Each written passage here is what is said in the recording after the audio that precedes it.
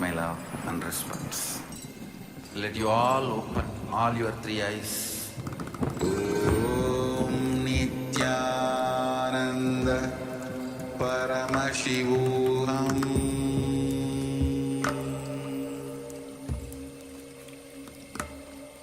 Om Nityananda Paramashivoham.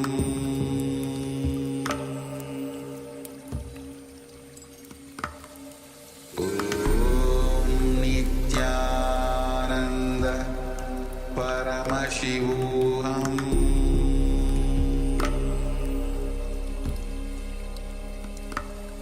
Om Nityananda Paramashivoham.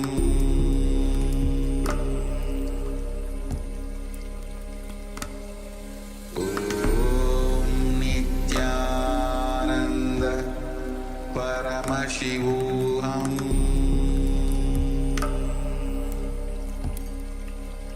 Paramashivoham. Om Nityananda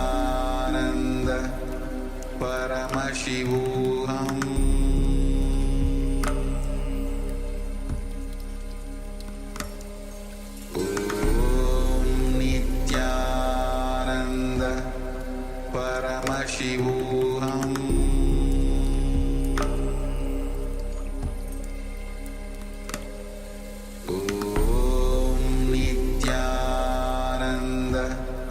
Paramashivoham.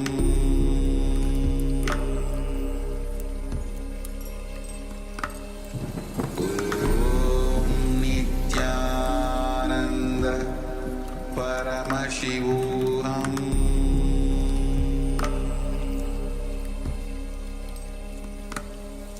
Om Nityananda Paramashivoham.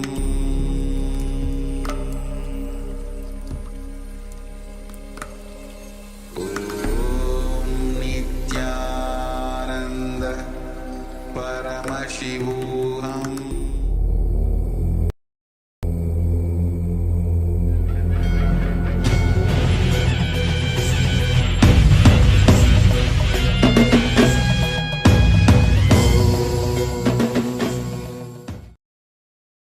Welcome to the Pratama Vinyasa Krama 108 Asana sequence of Nityananda Yoga.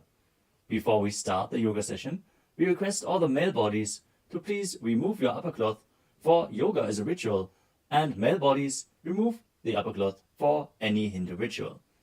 All the female bodies, please tie up your hair, and we request all the participants to please wear a black dress, apply vibhuti on your forehead.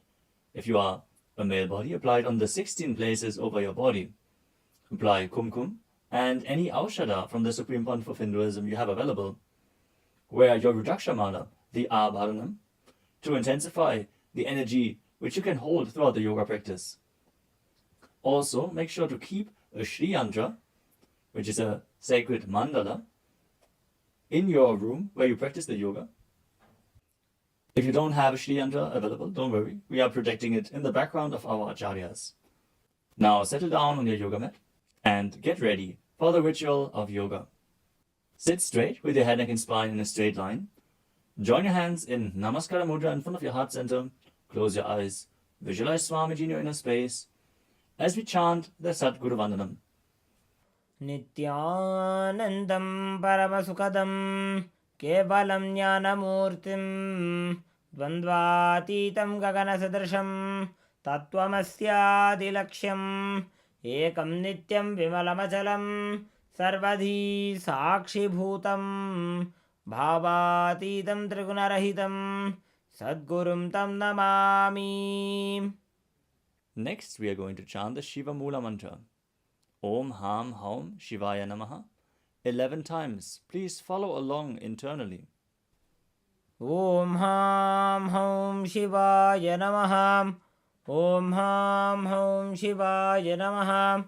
Om Ham Haum Shivaya Namaha.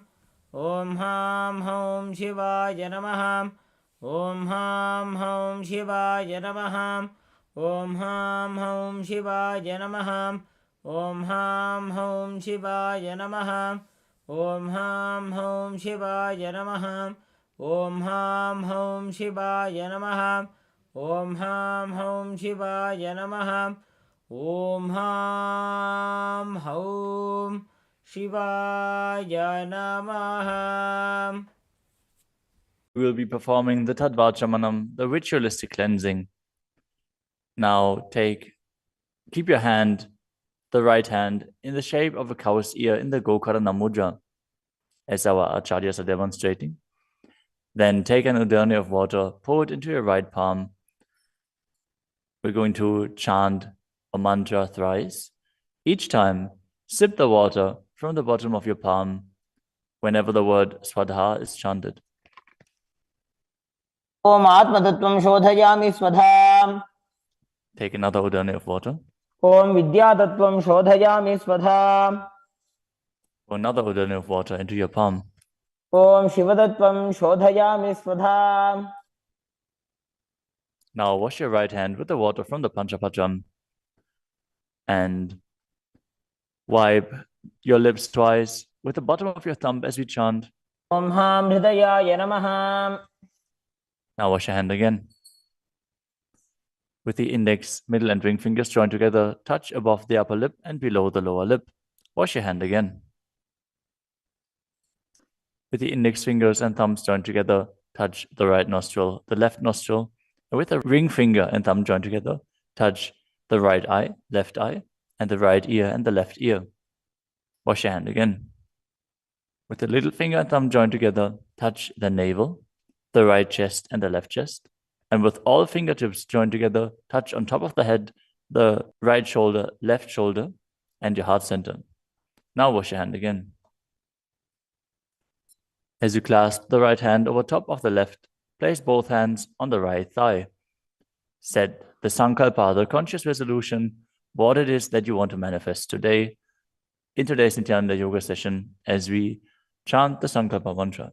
ॐ ममोपात्त समस्त दुरितक्षयद्वारा भगवत् श्री नित्यानंद परमशिव प्रीत्यर्थम श्री नित्यानंदेश्वरी परमशिव शक्ति समेत श्री नित्यानंदेश्वर परमशिव प्रीत्यर्थम च अद्य पूर्वोक्त एवं गुण विशेषेण विशिष्टायाम् अस्यां शुभदितौ पूर्ण आरोग्य युक्त दृढ़गात्र यौगिक शरीर सिद्ध्यर्थम परमशिव शक्ति आविष्करणार्थम नित्यानंद योगाभ्यासं करिष्ये. Now wash your hand once more as we chant. Om अपौपस्पृश्य. Keep your Panchapatram and udani out of harm's way as we are getting ready to start the yoga. Now sit in a comfortable cross-legged position with your head, neck, and spine in a straight line. Bring the index fingers and thumbs joined together on top of the knees in Bindu Mudra. Engage the three bandhas, the energy locks, which are contracting the perineal region and pulling it in and up. The Uddiyana Bandha, the stomach lock, contracting your stomach muscles and pulling your stomach in and up towards your spine. And the Jalandhara Bandha, the throat lock, tucking your chin to the chest and internally contracting your throat muscles. Together they form Mahamudra Bandha, which is a great secret of the yogic practice and will enhance your yoga practice manifold. Next up is the visualization. Hold the visualization for the right context of each of the asanas. The first visualization is Lord Shiva. You will always be able to see the visualization in the top right corner of the screen. So whenever you don't know how the visualization looks, you can just check the screen. Next up is Samana Kumbhaka. Now fill your stomach with prana as you meditate on a flame in your stomach, kindling the prana and raising up your spine. Chant the japa soham and visualize it rotating around your throat until the nectar oozes out into your body. Let us now perform the first asana, which is Sukhasana. तत्सुखासनमित्युक्तम् अशक्तस्तत्समाचरेत् आसनं विजितं येन जितं तेन जगत्त्रयम्. The next asana is Parvatasana. Now bring your legs into Padmasana with the feet on top of the opposite thighs. Then bring your palms together in Anjali Mudra and raise them up above your head, keeping your elbows straight. Engage all three bandhas, Mahamudra Bandha, as you visualize yourself as Mount Kailash. अथ वक्षे महादेव पर्वतासन मंगलम. The next asana is Hali Pavasana. Now bring the soles of your feet together in front of your body and hold the left hand by the right behind your back. As you lean forward and place your forehead on the ground behind your heels. Engage all three bandhas as you gaze to the nose and visualize Swamiji in your inner space. पूर्व विधियाहु में जानो उभय पगतली संपुट ठानो.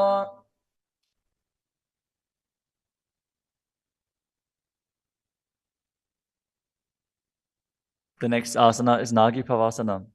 Now keep the soles of your feet together and stretch your hands out in front of the feet, cupping your palms, placing them down on the ground as you place your forehead on the ground behind your heels. Engage all three bandhas and gaze to the tip of your nose, visualizing yourself as a snake. पूर्व विधि परियागा ने नीचौ हो वे कहूनि फनास्यो लगाई.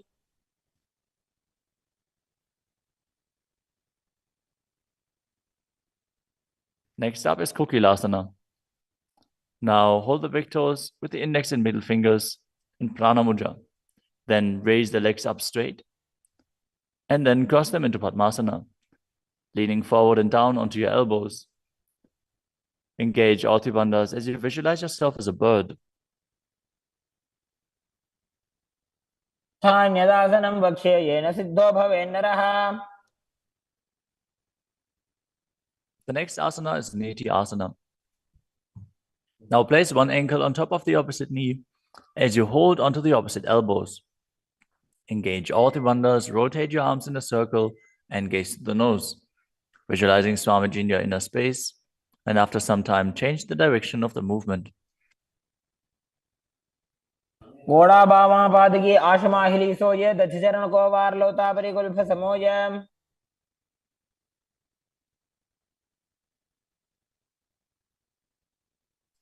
The next asana is Gajasana. Now press your hands onto the ground, lifting your hips up high.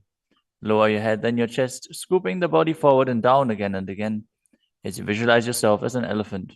And perform Uddiyana Bandha, the stomach lock, and Mula Bandha, the root lock, as you do so. युज्यं पादाग्रे भूमौ कृत्वा लम्बी भूया मस्तकाग्रे निधाय.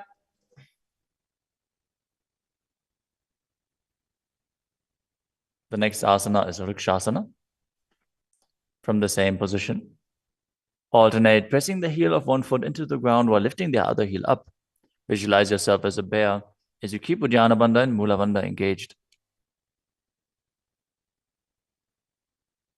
एकैकं पादमाकुञ्च्य गजासनं कुर्यात् वृक्षासनं भवति. The next asana is Vaishyasana. Now stand tall on the mat with the tips of the on the tips of the big toes, with all other toes raised off the ground. As you keep your head, neck, and spine in a straight line, and bring your index, middle, and ring fingers to the heart center in Hridaya Mudra. Visualize Swamiji in your inner space and perform Uddiyana Bandha and Mula Bandha. केशेन पादयुगलं बद्ध्वा तिष्ठेत दोमुखः.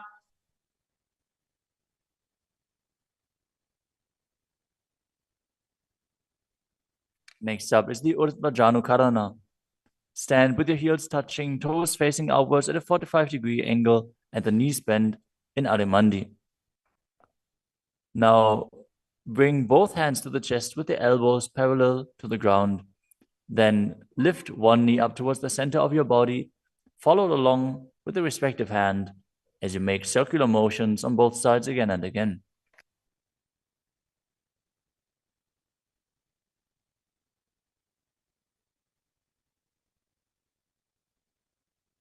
The next asana is Balalingasana.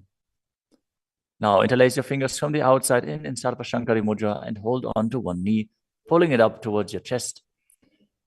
Keep your head, neck, and spine in a straight line and visualize yourself holding a baby as you engage all three bandhas, Mahamudra Bandha.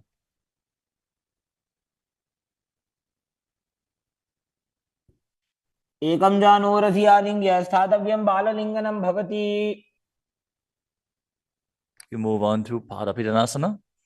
Now take the foot and pull it behind towards your buttocks. Hold it with both hands. Be straight. Engage all three mandals as you visualize Swamiji in your inner space. त्वैकस्मिन् पादतले कराभ्यां वेष्टयेत्तनुम्. The next asana is Natarajasana. Standing on one leg, hold on to one foot and extend it backwards as you lean forward and stretch your arm out in front in Bindu Mudra with the index finger and thumb touching as you visualize yourself dancing as Lord Nataraja and perform the Mula Bandha. उत्तानपादं क्रौञ्चं च मरीचिं वीरभद्रकम्. Now stand on the other leg and repeat Balalingasana on the other side, pulling the knee up towards your chest and visualize yourself caressing a baby. एकं जानूरसि आलिङ्ग्य स्थातव्यं बाललिङ्गनं भवति. Now repeat Padapidanasana on the other side. Pull the other foot towards your buttocks and visualize Swamiji in your inner space, engaging all three bandhas. स्थित्वैकस्मिन् पादतले कराभ्यां वेष्टयेत्तनुम्.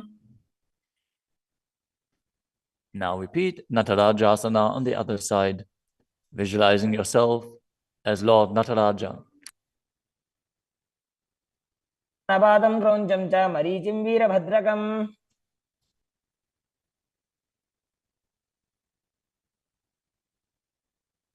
Next up is the Ardha Rechita Karana. From Adimandi position, bring the right foot behind the other with the toes down and the heel up.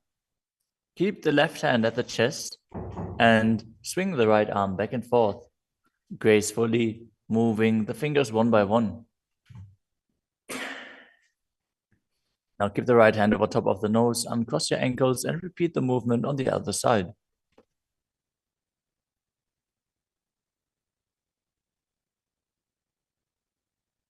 Next up is the skeleton dance. Now visualize yourself as a skeleton as you shake your body intensely.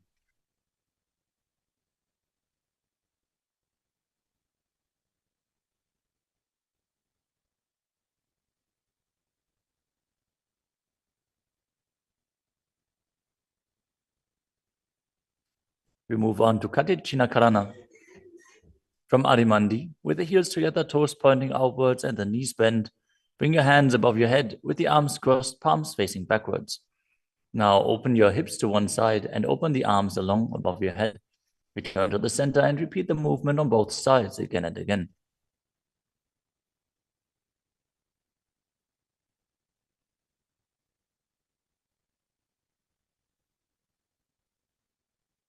The next asana is Tadasana. Now stand tall on the tips of the big toes as you raise your hands up above your head beside your ears. Engage all three bandhas. Visualize yourself as a palm tree as you internally chant the new japa Shivoham. महामुद्राबद्धकोनो ताडासनविभेदकान्.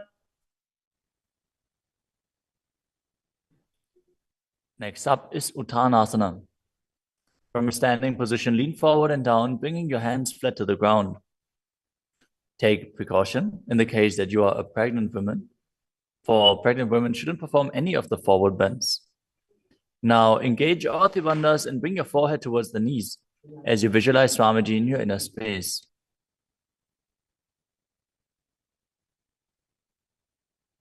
महामुद्राबद्धकोनो ताडासनविभेदकान्. The next asana is Tadakshvasana, the plank position. Now lower your body down onto your arms and feet as you tuck your chin to the chest and rotate your head from side to side, contracting your perineal region. Visualize Swamiji in your inner space. Keep breathing in the Samana Kumbhaka, filling your stomach with prana and visualizing a flame rising up your spine. गजासनवस्थित्वा मस्तकं वारं वारं दक्षिणकुक्षिं सव्यकुक्षिं नजेत्. The next asana is Bhujangasana. Now lower your entire body down onto your stomach as you keep the toes pointing backwards and your hands next to the chest. Now raise your head up using the strength of your lower back. Don't lift your body any higher than your belly button up. And open your mouth wide as you inhale through the hollow of your throat in Bhujangani Mudra. Visualize yourself as a cobra as you perform the Mula Bandha. अंगुष्ठनाभिपर्यन्तम् अधोभूमौ विनिन्यसेत्. The next asana is Shashasana. Now push your body up back into plank position and alternate bringing one knee in towards your chest back and forth as you visualize Swamiji in your inner space and calmly breathe through your nose in Sahajra Kumbhaka. जासन संस्थितो जानुद्वयमाकुञ्च्य वारं वारं कर्तव्यं शशासनं भवति. The next asana is Rathasana. From a tall plank position, place one foot in between the two hands as you simultaneously jump one foot back and bring the other one in between the hands. Alternate again and again as you visualize yourself as a chariot. गजासन संस्थितो एकैकं पादं पुरोमार्गेण भ्रामयित्वा कर्तव्यं रथासनं भवति. The next asana is Viravatrasana. Now keep one foot flat on the ground with the toes pointing forwards and the knee bent at a 90-degree angle. Now extend the other leg back, keep the knee straight and the toes pointed outwards. Raise your arms up parallel, pull the stomach in and up and gaze to your third eye, visualizing yourself as Lord Virabhadra as you perform Uddiyana Bandha and Mula Bandha. आशिष्टमदकौण्डिन्यमूर्धकुक्कुटमेव च. Now exchange the position of your feet and repeat Virabhadrasana on the other side. मदकौण्डिन्यमूर्धकुक्कुटमेव च. The next asana is Vrikshasana, the tree posture. Now stand and bring one foot to the inner thigh as you bring your palms together in Anjali Mudra and raise them up above your head. Keep your elbows straight as you gaze forward and visualize yourself as a tree. अमोरमूलदेशे च जाम्यं पादं निधायतु. The next asana is Garudasana. Now bring the raised leg to the opposite hip. Join your hands in Namaskara Mudra in front of your heart center as you visualize yourself as Lord Garuda and engage the Mula Bandha. गरुडासनमावक्ष्ये येन ध्यानं स्थिरं भवेत्. Now stand on your other leg and repeat Vrikshasana on the other side. वामोरुमूलदेशे च जाम्यं पादं निधायतु. Now repeat Garudasana on the other side, keeping the standing leg as straight as a rod and visualizing yourself as Lord Garuda. गरुडासनमावक्ष्ये येन ध्यानं स्थिरं भवेत्. The next asana is Trikonasana. Now stand and step one leg forward and the other one far back, keeping the front toes pointing forwards and the back toes facing sideways.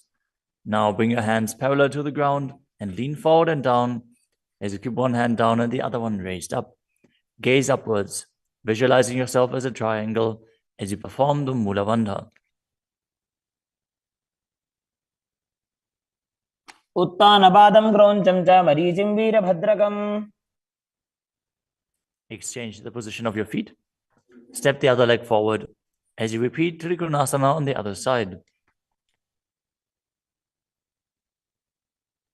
उत्तानपादं क्रौञ्चं च मरीचिं वीरभद्रकम्. Next up is the Nikuttaka Karana. From Adimandi position, heels touching, toes pointing outwards and the knees bent, raise one heel off the ground and bring your hands in front of the heart center with the palms facing each other. Now stump the rest heel to the ground, raise the other heel up and exchange the position of your hands again and again.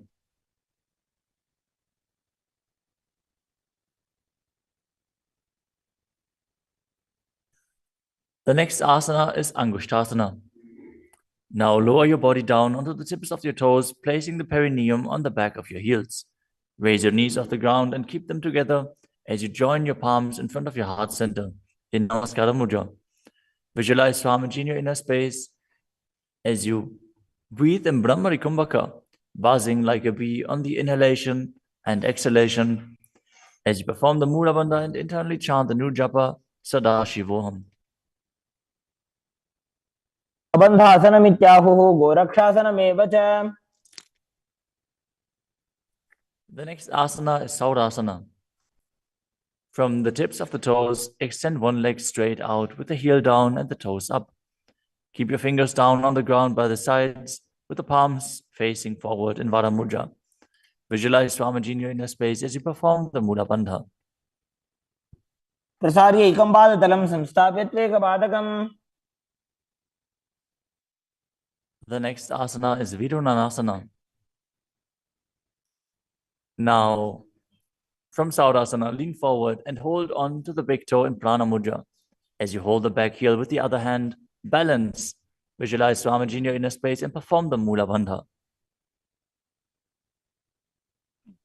गुल्फस्थितो पादमेकं प्रसार्य तत्पादाग्रं संस्पृश्य तत्करेण।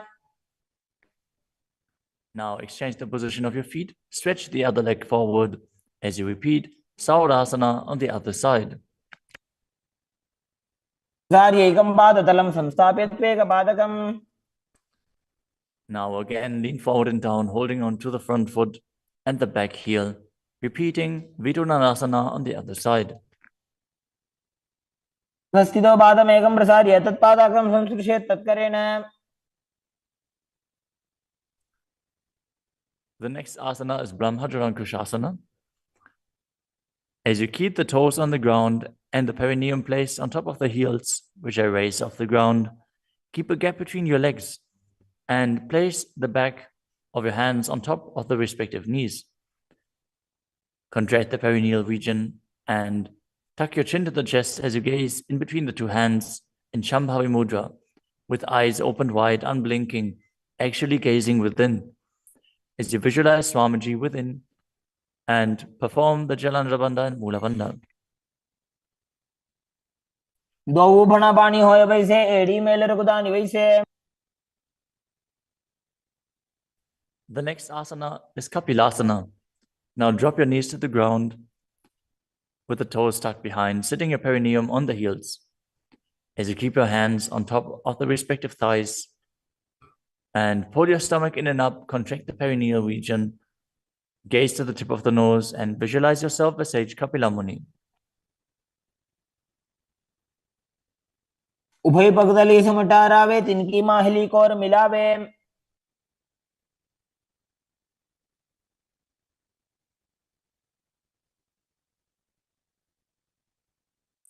The next asana is Bhadragodakasana.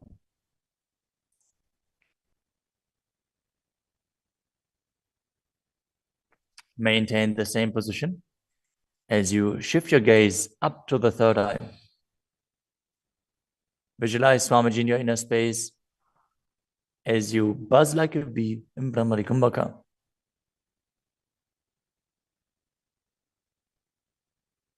दो वो पगदली संपुट करे कोरवाली भूकर धरे।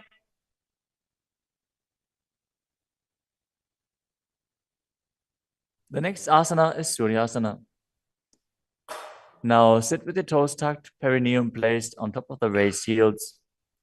As you bring your thumbs and little fingers together in Padma Mudra, opening up the palms resembling a lotus flower. Now raise your hands up above your head as you gaze up in between the gap between the palms, visualizing yourself as Lord Surya.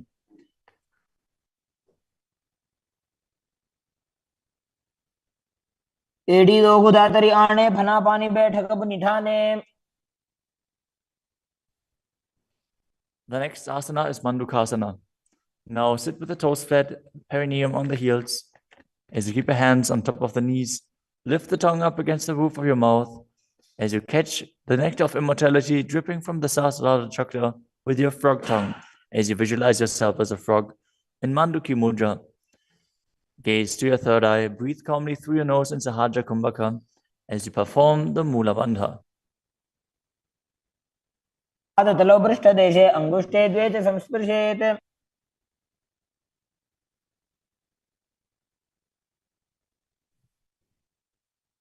The next asana is Uttana Mandukasana.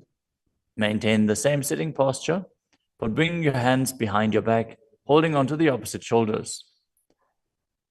Gaze to your third eye, visualize yourself as a frog As you keep your tongue pressed against the palate of your mouth in Mandukya Mudra, perform Uddiyana Bandha and Mula Bandha as you do so.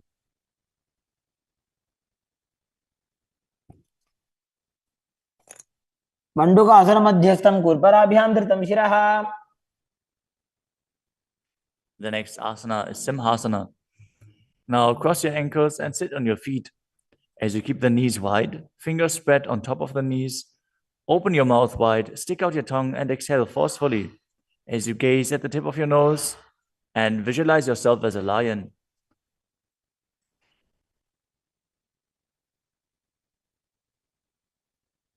दक्षिणं सव्यगुल्फेन दक्षिणेन ततेतरम्. The next asana is Badrasana. Now sit with your heels under the perineum, the knees open wide, then cross your hands behind your back and hold onto the big toes in Prana Mudra. As you gaze at the tip of your nose, visualize Swamiji in your inner space and return to buzzing like a bee in Brahmari Kumbhaka. गुल्फौ च वृषणस्याधो व्युत्क्रमेण समाहितः. The next asana is Kakapusandi asana. Now squat and keep the feet flat on the ground as you keep your knees open wide and bring your arms in and around the raised knees. Interlace your fingers behind your back, if you can. As you visualize yourself as a crow and gaze to the tip of your nose as you engage the Mula Bandha.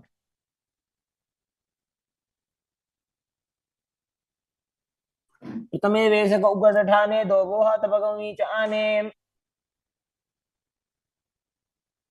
The next asana is Kanipavasana. Now keep the palms on the floor, shoulder width apart. Bring your knees onto the back of your arms towards your armpits. Lean forward, raise your feet off the ground as you visualize Swamiji in your inner space and balance on your arms. को गुण आशी दुष्यता होई तो आछी होई. The next asana is Kapali asana. Now place your hands on the ground, shoulder width apart. Bring the top of your head onto the ground. Please take precautions if you have any neck injuries or high blood pressure. Any of the inverted postures.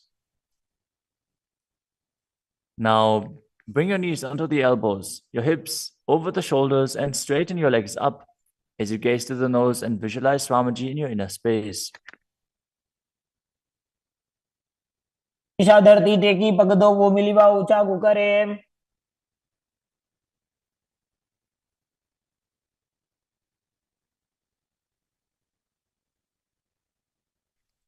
The next asana is Parshvamayurasana. Now squat on the toes with the legs together, twist your body and place both hands to the side as you align your elbows with the knee and hip and lean onto your arms, balance, extending your legs to the side. Gaze to your third eye as you visualize yourself as a peacock and exhale fully in Rechaka Kumbhaka as you hold your breath in the exhaled state. Perform the Mula Bandha as you do so. मयूरं दंडवत् कुर्यान् मायूरं दंड नामकम्. Now twist your body in the other direction and repeat Parshvamayurasana on the other side. मयूरं दंडवत् कुर्यान् मायूरं दंड नामकम्. The next asana is Bhairaganathasana. Now place both hands on the ground, shoulder width apart. Stretch your legs back straight into Tadakshvasana, the plank position. As you step one foot outside the respective shoulder and bring it in between the two hands. Gaze to your third eye. Visualize yourself as Lord Kala Bhairava. As you breathe in your Rechaka Kumbhaka and perform the Mula Bandha. आसन की गुण पीती जागी. Now step the front foot back and step the other foot outside the shoulder in between the hands. Gaze to your third eye in Shambhavi Mudra with the eyes open wide, unblinking, as you visualize yourself as Lord Kala Bhairava.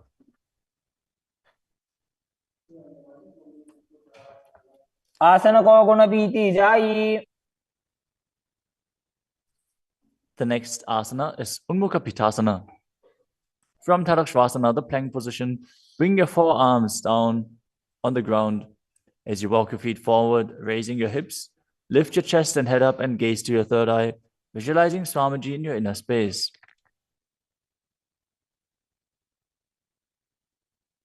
भून्यस्थो जानुनी हस्तौ चतुष्पदम वाङ्मुखम्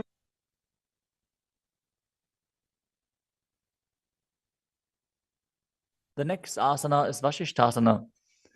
From Tadakshvasana, rotate your body onto one hand and raise the opposite hand up. Keep the balancing hand directly beneath your shoulder as you raise your hips and gaze up towards the sky, visualizing yourself as Sage Vashishta as you perform the Mula Bandha. ऊर्ध्वकुक्कुटवासिष्ठमरीचिहलमत्स्यकम्. Now twist your body in the other direction. Balance on the other hand as you repeat Vashishthasana.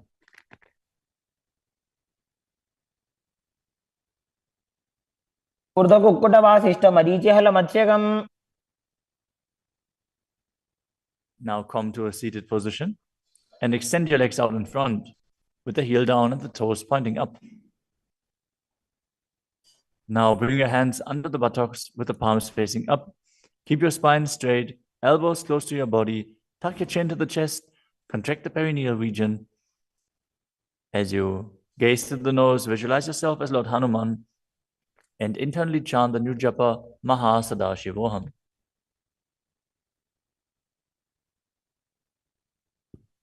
दो Booker की उभय हथेली कोरवार ली मैले भेली.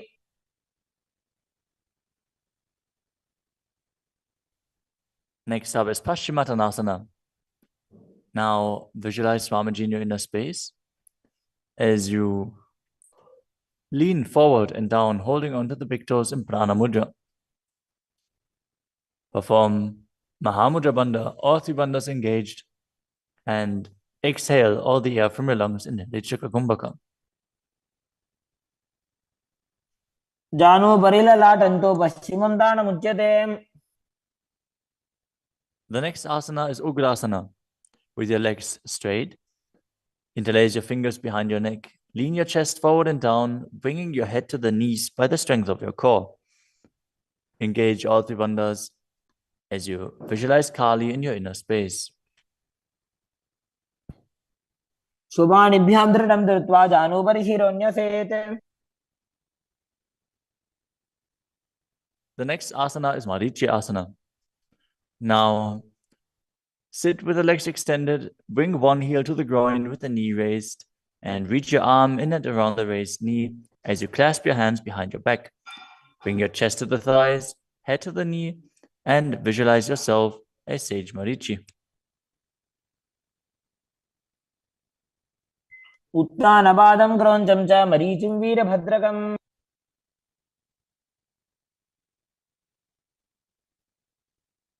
Now drop the knee down to the ground and lean forward, holding onto the front foot with both hands. As you exhale all the air from your lungs, gaze to the nose, visualize Swamiji, and perform Mahamudra Bandha in Mahamudrasana. मुद्रां प्रवक्ष्यामि तन्त्रेऽस्मिन् मम वल्लभे. Now extend the other leg out. Bring the other heel towards the perineum with the knee raised. As you lean forward and interlace your fingers behind your back in Marichi Asana on the other side. उत्तानपादं क्रौञ्चं च मरीचिं वीरभद्रकम्. Now drop the knee down, lean forward, hold onto the foot, engage all three bandhas, repeating Mahamudrasana on the other side. महामुद्रां प्रवक्ष्यामि तन्त्रेऽस्मिन् मम वल्लभे. The next asana is Bhadrasana 2. As you sit and bring the soles of the feet together with your heels close to the perineum, keep your knees wide, hold your feet firmly with both hands, and maintain a straight spine as you gaze to the nose and visualize Swamiji in your inner space. कुल्भौ तु वृषणस्यादः सीवन्त्याः पार्श्वयोः क्षिपेत्.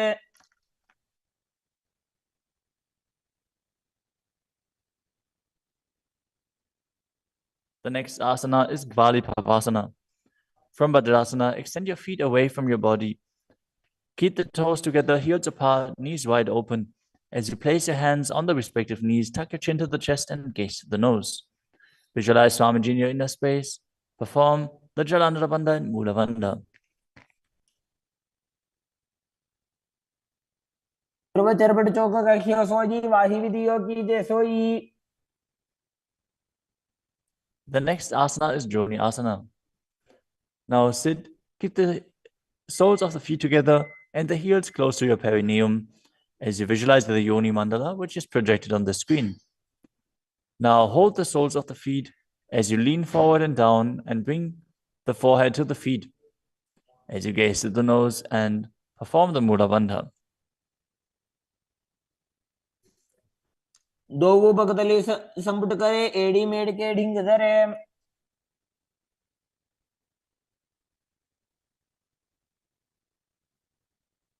The next asana is Midaki Pavasana.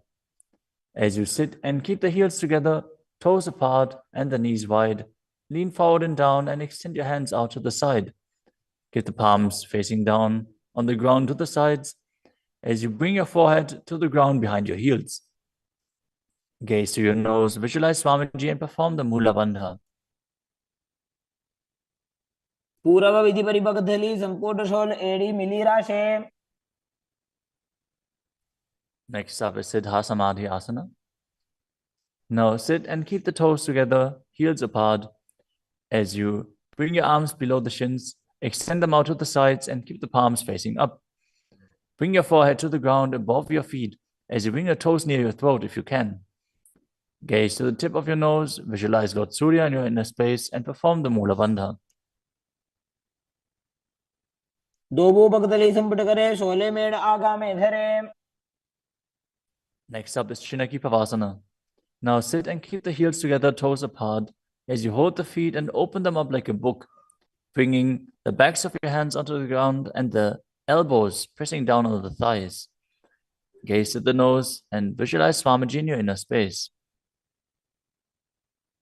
दो बगांगी एड़ी धरती मगिवा मेड़ लगावे.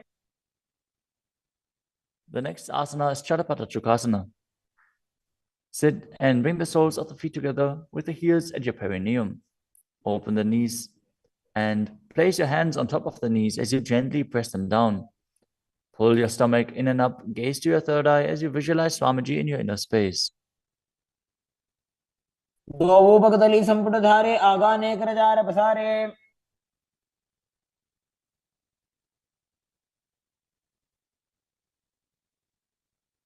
The next asana is Bhairavasana.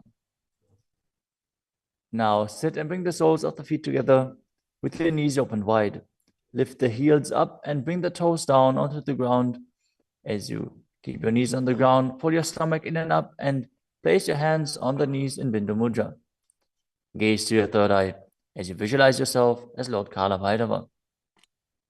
उल्भव संपीड्य चान्योन्यं व्युत्क्रमेणोत्थितं शनैः. The next asana is Samanasana.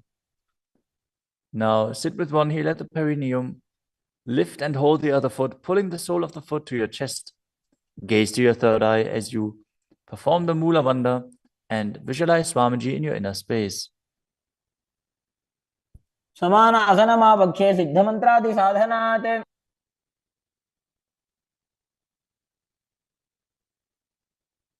The next asana is Apanasana. As you sit, place one leg on top of the respective shoulder and raise the other foot upwards and straight. Keep the hands on the ground to the sides as you gaze to your third eye and visualize Swamiji in your inner space. परं पादमेकं च स्कन्धे चारोपि यत्नतः. Now repeat Samanasana on the other side. Bring the other heel towards your perineum and pull the opposite foot towards your chest. समान आसनमावक्षे सिद्धमन्त्रादि साधनात्. Now repeat Apanasana on the other side. Bring the other leg over top of the respective shoulder, extending the opposite leg forward and up.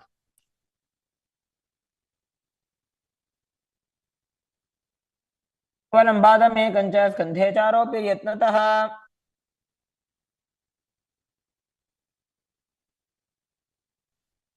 Next up is Gomukhasana. Now sit and cross one leg over the other, aligning the knees at the center of your body with the feet by the opposite hips. Place both hands on top of the stacked knees as you gaze to the nose, visualize the face of a cow, and perform the Mula Bandha. Start breathing in Siddhkari Kumbhaka, pressing your tongue against the palate of your mouth without touching the teeth and hissing through your teeth while inhaling. Internally chant the new japa Om Nityanandoham. सर्वे दक्षिणगुल्फं तु पृष्ठपार्श्वे नियोजयेत्। The next asana is Anasuyasana. Now maintain the same posture. Hold on to the big toes of the feet in Prana Mudra as you gaze to the tip of your nose and visualize yourself as Rishika Anasuya. Engage Uddiyana Bandha and Mula Bandha. दक्षिण कोडो नीचे उठाने वावोता के ऊपर आने। Maintain the same position. Interlace your fingers behind your back and lean forward and down as you bring your chin over the knees, the nose towards the ground, and visualize yourself as Rishika Anasuya in Anasuyasana too. जीमणा गोदा की संधि उपरिड़ा वागोड़ा की संधि। The next asana is Garudasana too.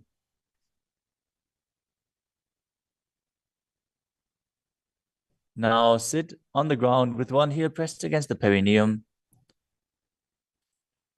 As you keep the opposite foot flat on the ground with the knee raised to your chest. Keep the hands on the respective knee. As you visualize yourself as Lord Garuda, gaze to the nose and perform the Mula Bandha.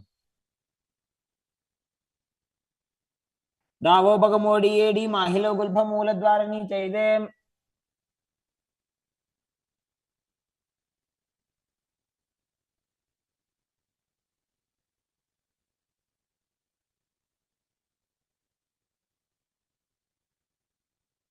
The next asana is Naradasana. Now sit and place your perineum on top of one heel as you interlace your fingers behind your neck and twist your elbows outside of the raised knee. Gaze to your third eye and visualize yourself as Narada as you perform the Mula Bandha. पिष्टि जवाम पगदली केरी भूपरिता हिल लगा बेफेरी। Next up is Matsya Pitakasana. Now place one foot on top of the opposite thigh. Wrap the respective arm around the knee, holding onto the opposite shin as you hold the big toes with the other hand in Prana Mudra. Visualize yourself as Matsya, the fish avatar of Lord Vishnu, as you perform the Mula Bandha. नवामांगुष्टन्तो गृहीतं मत्स्य पीठकम्।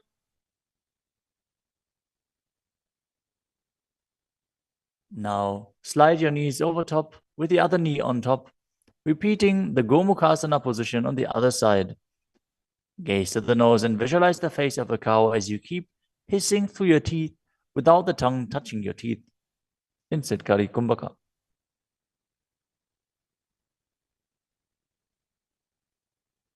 सव्ये दक्षिणगुल्फं तु पृष्ठपार्श्वे नियोजयेत्।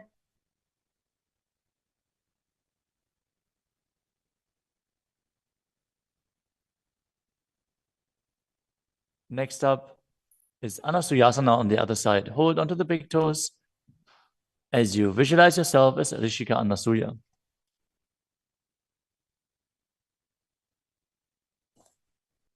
दक्षिण कोडो नीचे उठाने वावोता के ऊपर आने।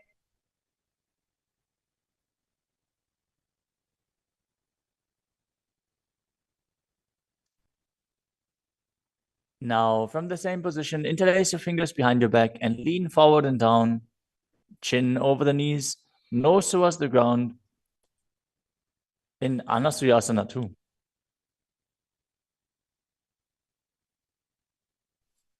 जीमणा गोदा की संधि उपरिड़ा वागोड़ा की संधि।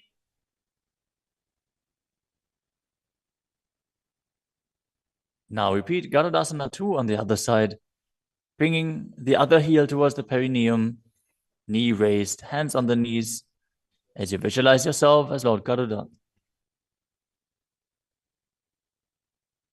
डावो पगमोडी एडी माहिलो गुल्फमूल द्वारिणी चैदे.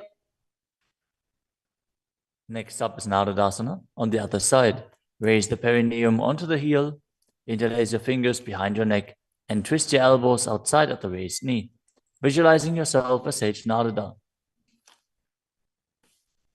पिष्टिजवाम पगदली केरी भूपरिता हिलगा वे फेरी.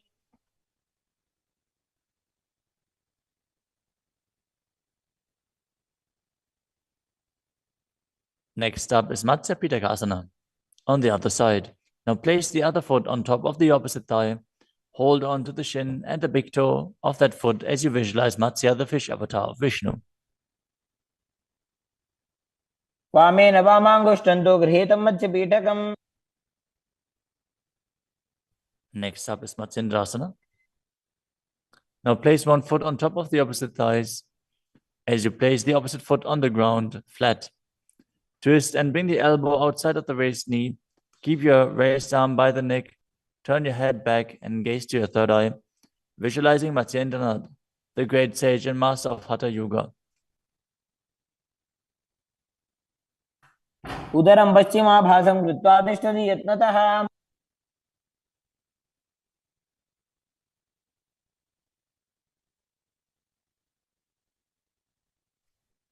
The next asana is Kubhasana. From Matsyendrasana, twist and bring your elbow outside of the raised knee as you extend your hand down to the foot, keeping the opposite hand at the respective ear. Twist your body back. Gaze back and up towards your third eye, visualizing yourself as a camel. आसन को गुण झोल हो जाए. Next up is Matsyendrasana 2. Keeping the hand extended down towards the foot, place your hand behind your body onto the ground as you gaze up to your third eye and visualize Matsyendranath. मत्स्येन्द्रपीठं जठर प्रदीप्तिं प्रचण्ड रुक्मण्डल खण्डनास्त्रम्.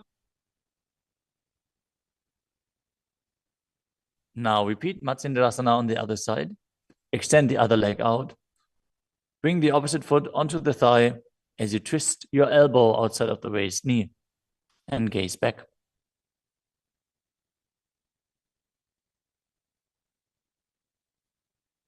उदरं पश्चिमाभासं कृत्वा तिष्ठति यत्नतः.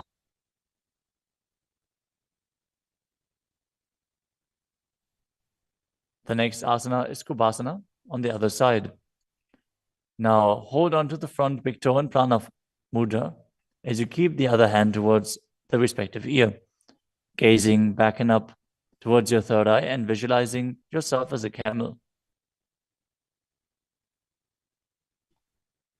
आसन को गुण झोल हो जाए. The hand to the ground behind you. Twist your body even further as you visualize Matsyendranath in Matsyendrasana 2.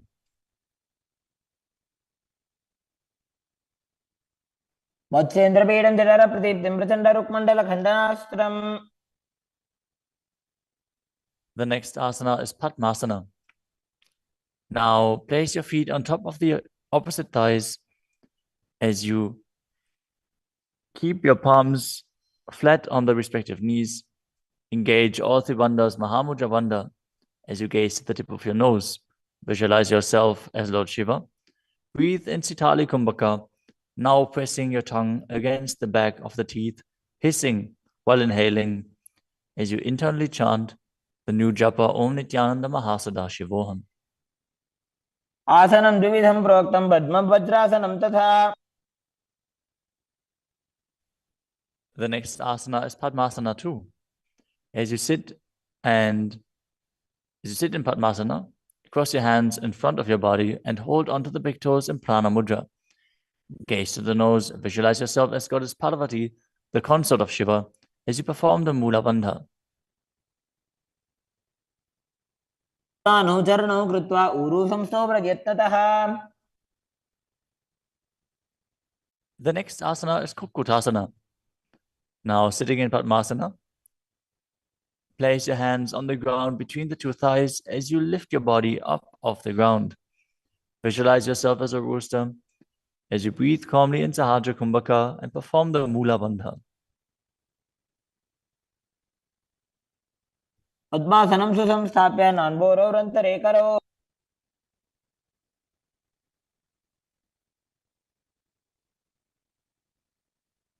The next asana is Baddha Keki Asana.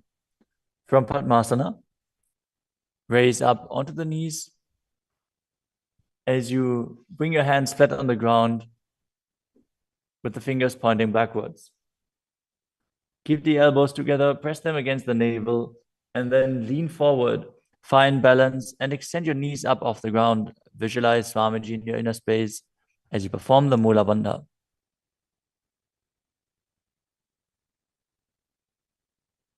धरामवष्टभ्यकरद्वयेन तत्कोर्परि स्थापितानाभिपार्श्वः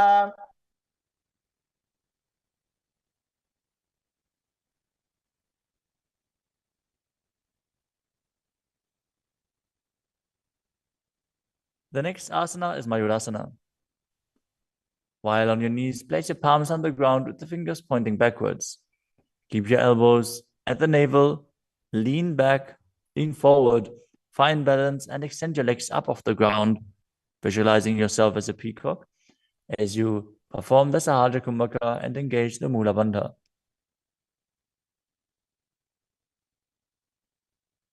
अथ वक्षे Mahadev मयूरासनमुत्तमम्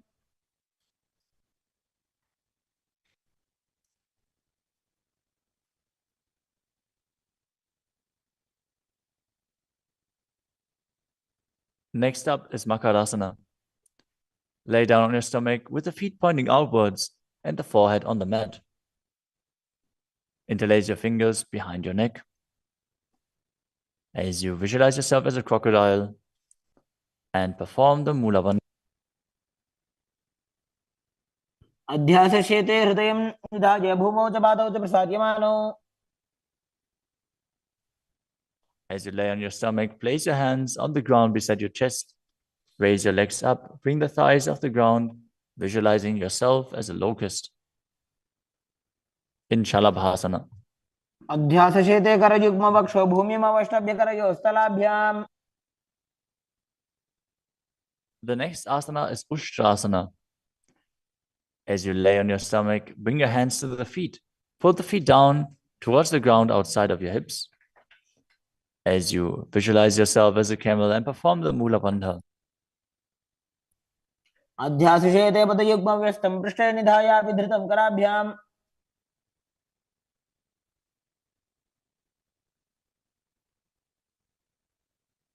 The next asana is Dhanurasana. From Ushtrasana, tighten the grip on your feet and kick the legs back and up as you lean forward and lift your chest off the ground. Gaze up to your third eye and visualize yourself as Pinaka, Lord Shiva's bow. Perform the Mula Bandha as you do so.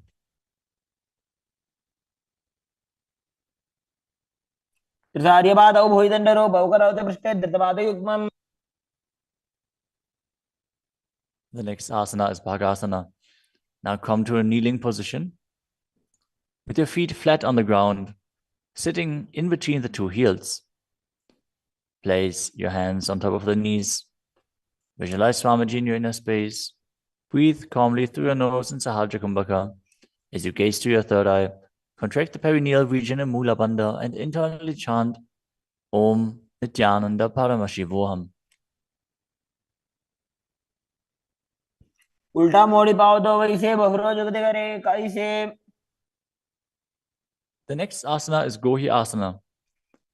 From the kneeling position, place your elbows on the ground, shoulder width apart. As you interlace your fingers, bring your head towards the ground and hold it with your hands. Now raise your hips up. Walk your feet forward until your hips align with your shoulders. And then raise your legs up off the ground and pull the knees close to your chest. Try to touch your chin with the knees as you roll your body up in the inverted posture. Gaze to the nose and visualize Swamiji in your inner space. दो हाथ की कहुनी जोई पुनिह कलाजी जाने दोई. Now, from Gohi Asana, extend your legs up straight into Shirshasana. Gaze to the nose and visualize Swamiji in your inner space as you perform the Mula Bandha. विपरीतं मण्डलं च द्विधैव विदितं हिनः. Gently lower your body down and come to a seated posture. Now sit with your hands behind your calves and stretch your legs up. Bring your forehead to the knees as you come to a vertical position with your legs. Visualize Swamiji in your inner space and perform the Bhastika Kumbhaka, rapidly exhaling from your diaphragm, pushing the air out without inhaling, like the bellows of a blacksmith. We're going to perform Bhastika Kumbhaka for the next few asanas, so keep your core engaged and rapidly breathe through your nose. दो हाथ पग बाहर आने घोड़ा तरे काकसी ठाने. The next asana is Parighasana. Now sit and extend your legs out and up at a 45-degree angle. Bring your hands behind. Hold the opposite shoulders as you keep the chest upright, legs straight, toes pointed. Gaze to your third eye as you visualize yourself as a mace.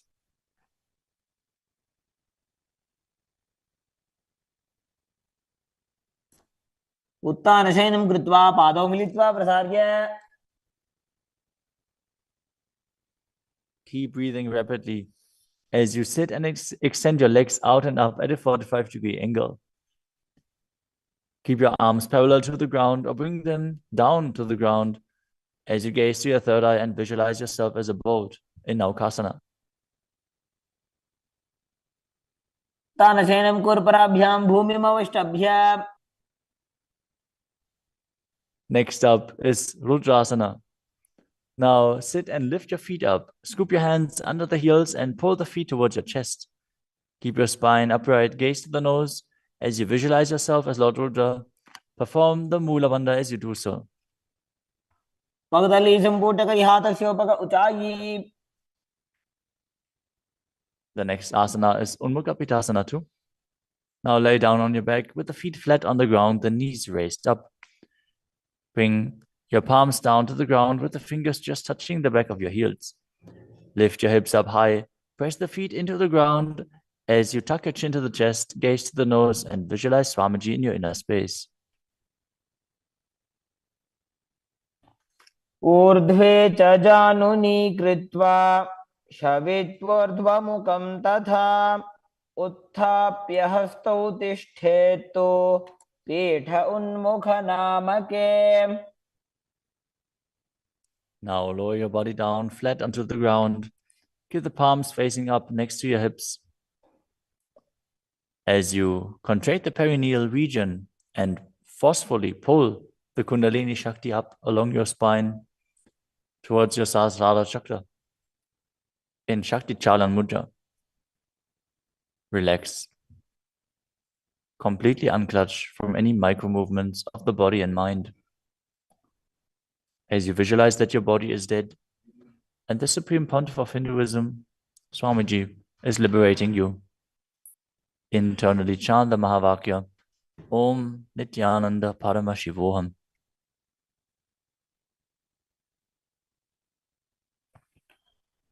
उत्तानं शववद्भूमौ शयनं तोषवासनं शवासनं श्रान्तिहरं चित्तविश्रान्तिकारकम्. ॐ नित्यानन्द परमशिवोऽहम् ॐ नित्यानन्द परमशिवोऽहम् ॐ नित्यानन्द परमशिवोऽहम् ॐ नित्यानन्द परमशिवोऽहम् ॐ नित्यानन्द परमशिवोऽहम् ॐ Nityanand Paramashivoham Om Nityananda Paramashivoham Om Nityananda Paramashivoham Om Nityananda Paramashivoham Om Nityananda Paramashivoham Om Nityananda Paramashivoham Om Nityananda Paramashivoham Om Nityananda Paramashivoham Om Nityananda Paramashivoham Om Nityananda Paramashivoham Om Nityananda Paramashivoham Om Nityananda Paramashivoham Om Nityananda Paramashivoham. Now, slowly return to your physical body. Start to wiggle your fingers and toes, your wrists and your ankles, your elbows and your knees. Pull your knees up towards your chest and rock your body from side to side as you return to a comfortable seated position.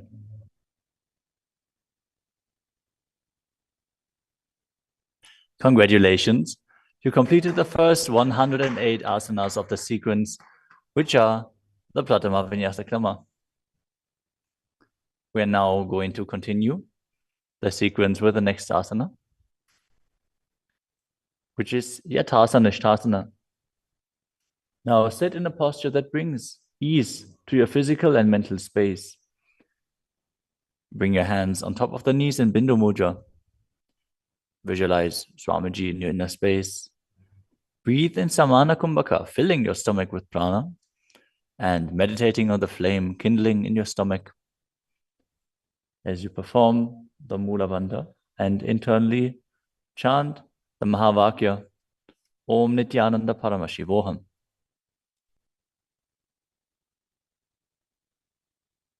पर्यङ्कं तत्समाख्यातं यथासंस्थं यथा स्थितिः.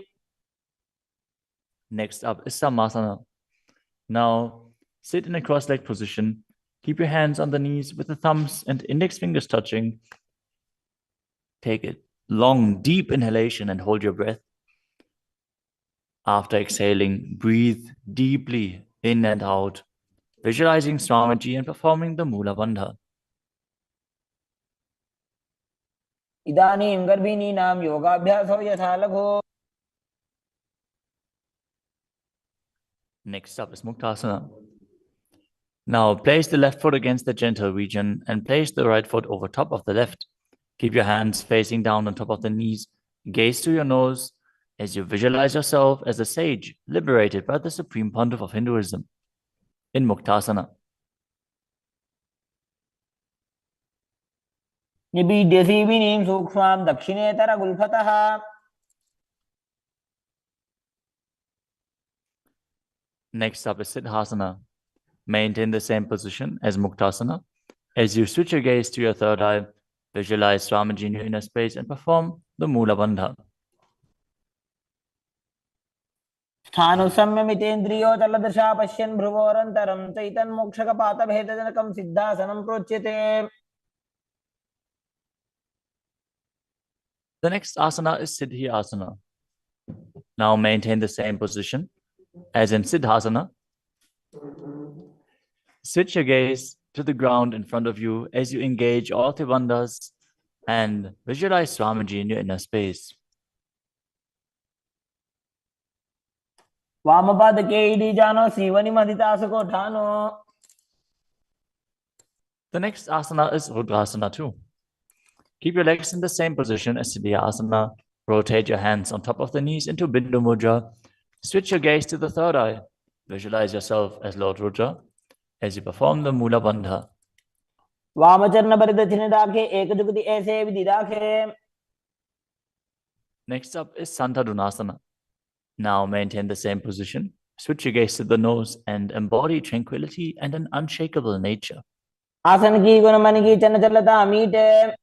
Next up is Siddhasana 2. Maintain one heel on top of the other as you bring your hands to the navel, cupping your palms over the other, resembling a lotus flower in Samputa Mudra as you visualize Swamiji in your inner space and perform the Mula Bandha. ऋजुकाय समासीन सिद्धासनमुदीरितम्. The next asana is Bandha Yoni Asana. In this asana, we are going to perform the Shanmukhi Mudra, which can increase blood pressure. So if you have blood pressure related issues, don't perform this asana. At least pay attention to your body and practice caution. Now set your sankalpa of manifesting through the womb of creation as you maintain the same sitting posture, and then exhale fully as you bring your little fingers beneath the bottom lip, ring fingers above the upper lip, middle fingers closing the nostrils, ring fingers over the eyes, and the thumbs closing the ears. मध्ये महादेव बन्धयोन्यासने शृणु. The next asana is Virasana. Place one foot on the thigh and the other foot under the opposite thigh.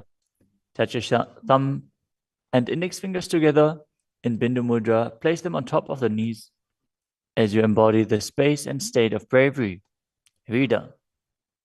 एकं पादमथैकस्मिन् विन्यस्योरुणि संस्थितः. The next asana is Valmikasana. Now keep the left heel on the right side of the regenerative organs and the toes under the thigh, with the right foot on top of the left, with the toes by the knee.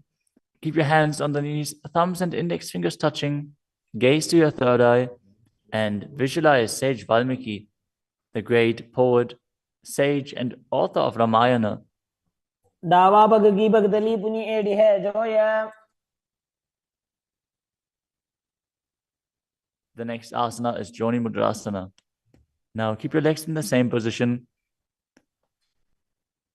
Switch your gaze to the nose as you visualize the Yoni Mandala, which is representing Devi Parashakti and is a representation of the creative energy of the universe.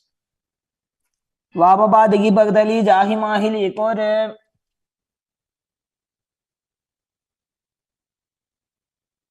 Next up is Yoni Asana. Keep your feet and hands in the same position as you switch your gaze to the third eye and keep visualizing the Yoni Mandala, which is projected on the screen. योन्यासनं पर्वतेन योगं योगफले नीलम्. The next asana is Bhadrasana 3.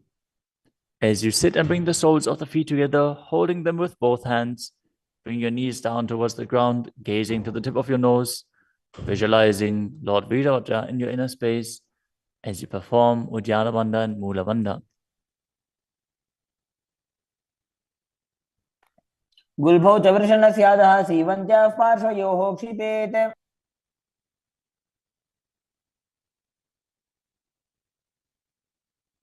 The next asana is Aghodasana. Now keep the soles of the feet together, heels at the perineum. Press your tongue up against the roof of your mouth or even higher, if you can, into the nasal tract in Kechari Mudra. Gaze to your third eye. As you cover your mouth with the right hand, close the left nostril with the index finger. Inhale through the right nostril, close both nostrils, and then hold your breath. After you exhale through the left nostril, repeat on the other side in Abhyantara Kumbhaka. As you gaze to your third eye, visualize yourself as a Naghori. पूर्वकहो विश्रिका Choi वाही विधिजो कीजे सोई. Next up is Kanadi Pavasana. Bring the feet together in front, with the toes together and the heels apart. Place your elbows onto the heels as you rest your chin on the palms. Gaze to the tip of your nose and engage Uddiyana Bandha and Mula Bandha. As you perform Rechaka Kumbhaka, fully exhale and hold your breath in the exhaled state as you visualize yourself as a female elephant drinking water.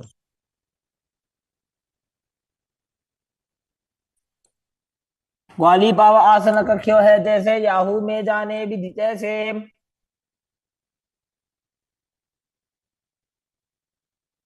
Next up is Padasana. Now sit with the knees raised, arms between the thighs and calves, and interlace your fingers as you lift your feet off the mat. Gaze to the nose and visualize Swamiji in your inner space as you perform the Mula Bandha. ततोर्ध्वम्रे तजेत वायुं मृदुनिश्वास संयुतम्. The next asana is Gopi Chandasana. Now interlace your fingers around the feet with the soles together and place the toes at the groove of your throat, the heels on your chest. Tuck your chin onto the hands and gaze to the nose, embodying the state and space of a king as you perform the Mula Bandha. पूरव विधि बगा का अंगूठा कंठ को पराशे. The next asana is Uddarasana. Now sit with the soles of the feet together. Insert your hands underneath the legs as you hold the feet with interlocked fingers. Bring your feet up to the chest. Bring your head down and touch the chin to the soles as you gaze to the tip of the nose and visualize your body free from any defects. दोवो बगदली संपुटटाने उभय हस्त करी उरद हिताने. Next asana is Vishishtasana. From the same position, raise your feet up even higher. Bring your feet in front of your face with the interlocked fingers in front of your forehead. Visualize yourself excelling in everything as you perform the Mula Bandha. दोवो बगदली जोड़ी संपुट करे. The next asana is Bhujasana. From a seated position, lift both legs over top of the respective shoulders as you bring your arms underneath the legs and up, interlacing your fingers around the back of your neck. Visualize yourself as a cobra as you perform the Mula Bandha. शिरासनं तविज्ञेयं कक्षासनं तत्परम्. The next asana is Kalyanasana. Now maintain a seated posture, raise your legs up and bring your elbows under the knees as you wrap your arms around your back with the palms clasped behind. Gaze to the tip of your nose and visualize yourself as a beautiful, auspicious goddess. दोवो हाथ बगों बीच आने तिनको गोड़ा नीचे ठाने. The next asana is Sankatasana. With the left knee on the mat, place the left foot flat on the ground and sit down on the left heel as you bring the right leg over top of the left, heel close to the hip. Visualize yourself as a swan as you perform the Ujjayi pranayama, making an ocean-like sound with your mouth as you perform the Mula Bandha. वामपादं चितेन मूलं संन्यस्य धरणीतले. The next asana is Dhenukasana. Now slide the heel outside of the hip. Visualize a cow in your inner space as you keep your hands on top of the knees. Perform Uddiyana Bandha and Mula Bandha. अनुषागी Nagar पंचडम ऋषिन्दगल्यम्नि. The next asana is Machandrasana. Now place the right foot on the left thigh and the left foot on the right knee. Bring the left hand behind your back and hold onto the right thigh. As you place the right hand on the left thigh, twist your body and gaze to your third eye, visualizing Swamiji in your inner space and performing the Mula Bandha.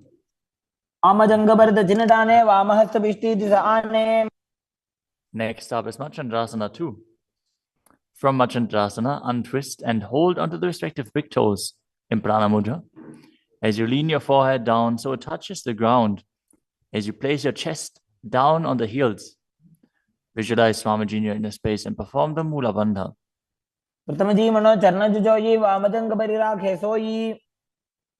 Now interlace your fingers and place them on the top knee.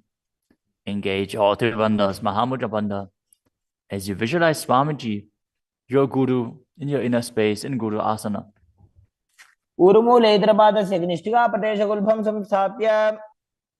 Now again, sit down on the heel, this time on the right foot, as you keep the top of the foot on the ground and interlace your fingers on top of the other knees, visualizing yourself as a swan.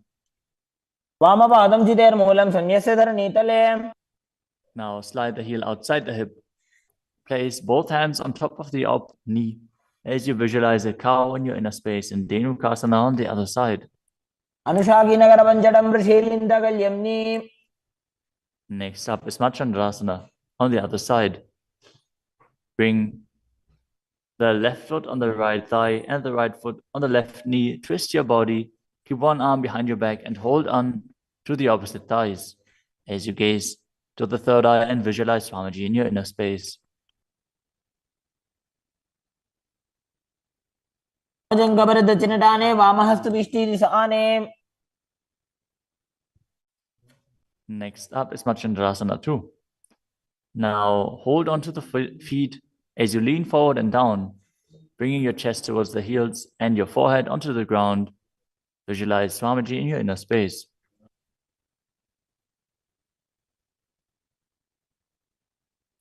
Pratamaji Mano Charnajoyi Vamajangabharira Kesoyi. Now place your hands interlaced on the top knee as you visualize Swamiji, your Guru, in Guru Asana, engaging all three bandhas.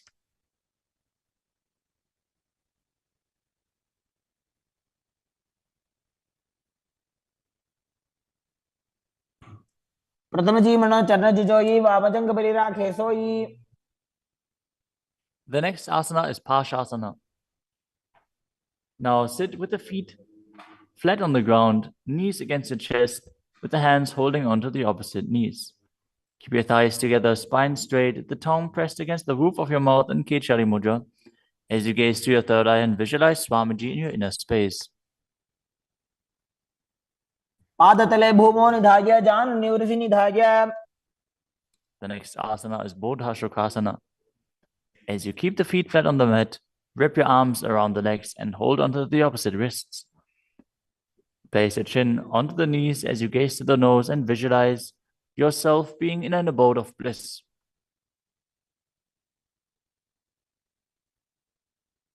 Tobu Bhagdali Bhuparidhare Korma Hiri Esekare.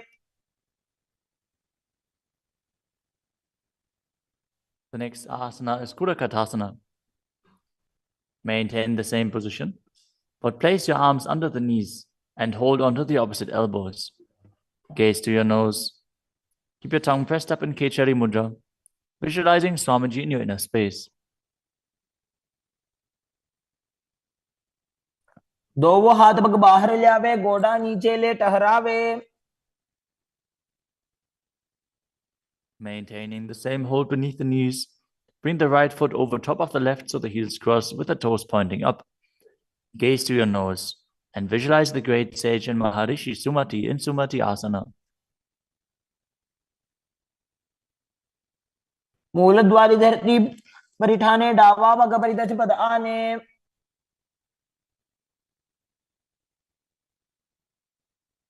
The next asana is Dandasana. Now extend your feet out straight with the arms raised straight above your head.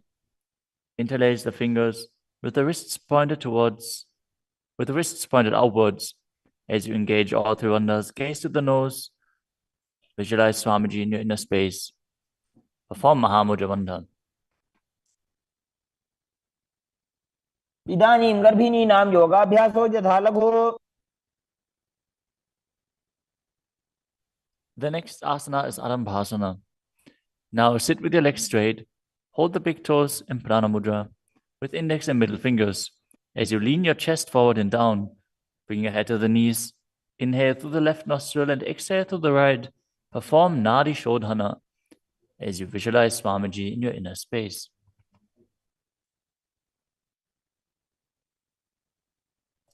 दो पग मिलिवा पसारी पगा का अंगूठा पकड़ी लीला टकोड़ा लगावे. The next asana is Bhidokasana. Now sit with the legs straight. Extend the knees slightly up. Bring one hand distance between the heels. As you bring your shoulders down, wrap your hands in and around the legs. Hold the soles of the feet as you gaze to your third eye and visualize Swamiji in your inner space. प्रथम बैसी दो पाव पसारी कछुक ऊर्ध को गुरडो डारे. The next asana is Jalandhari Pavasana. Now extend both legs out with the heels together. Place your chin on the heels as you insert your hands below the legs. Keep the elbows together on the ground along with your fingers, palms facing up. Gaze to the nose, visualizing Swamiji in your inner space.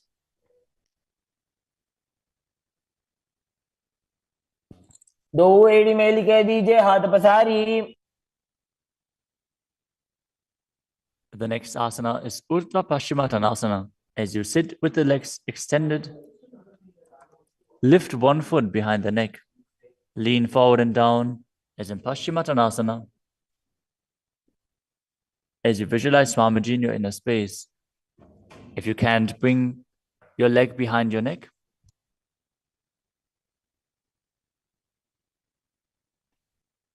Focus on the prana flowing up from the Muladhara to the Brahmarandha,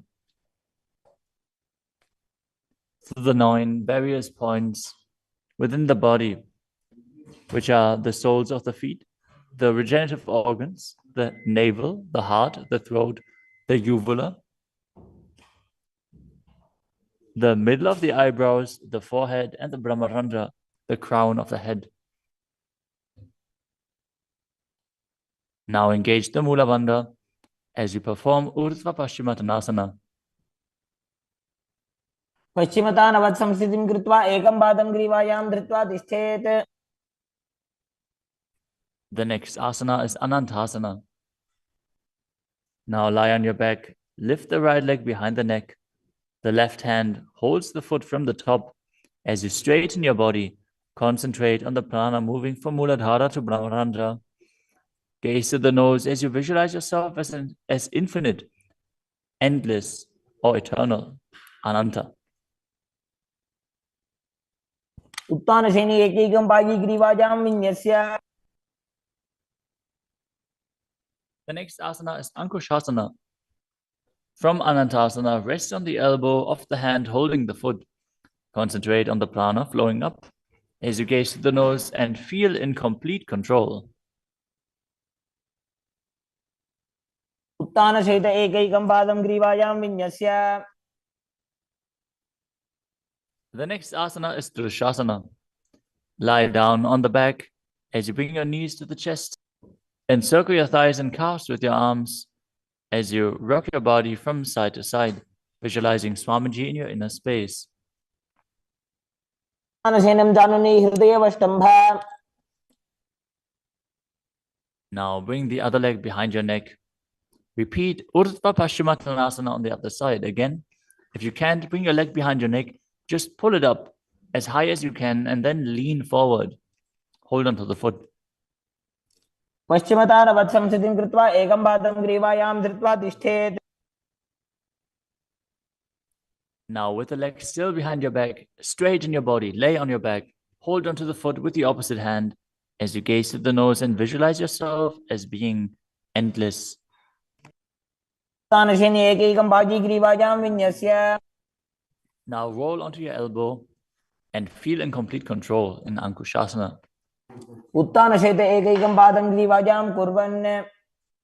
The next asana is Yoga Nidrasana.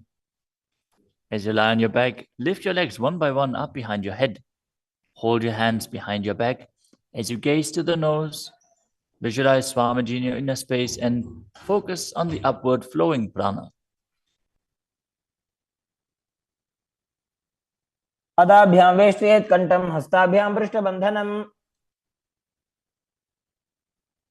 The next asana is Atmadhammasana. While laying on your back, raise your legs towards your head, wrap your hands around the legs and interlace your fingers behind your neck. Gaze to the nose as you visualize Lord Vishnu blessing you from within.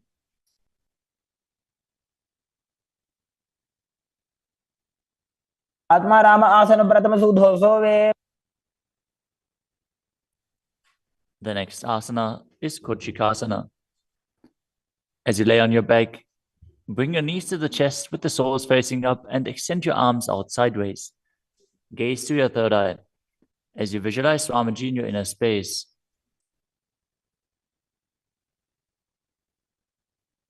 हाथ सीधा सागरे 300 उभय सभा करे. Next up is the Jatara Parivriti.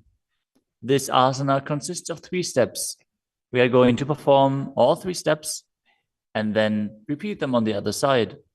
Let us first enter a neutral position, which is laying on your back with the knees to your chest and the arms reaching out to the sides at shoulder level. Now, visualize Swamiji in your inner space, perform the Mula Bandha, and focus on the upward flowing prana in Pratyahara Kumbhaka. As you perform the first step, which is bringing one knee to the side onto the ground while extending the other leg down. Now bring both knees bent to the side. Straighten both knees to the side, hold onto the feet, and gaze in the opposite direction. परिवृत्ति को क्षिभागे त्रिदाहि परिकीर्तितः. Now come back to the neutral position, arms extended out to the sides and the knees pulled to your chest. As you drop the other knee towards the ground, extending the other leg down. Now bring both knees to the side and extend both knees to the side, gazing in the opposite direction. परिवृत्ति को क्षिभागे त्रिदाहि परिकीर्तितः. Next up is the Dvipadapitam. As you lay on your back, bend your knees and place your feet flat on the ground. Hold onto your ankles and lift your hips up, gazing to the nose and visualizing yourself as sturdy as a bridge.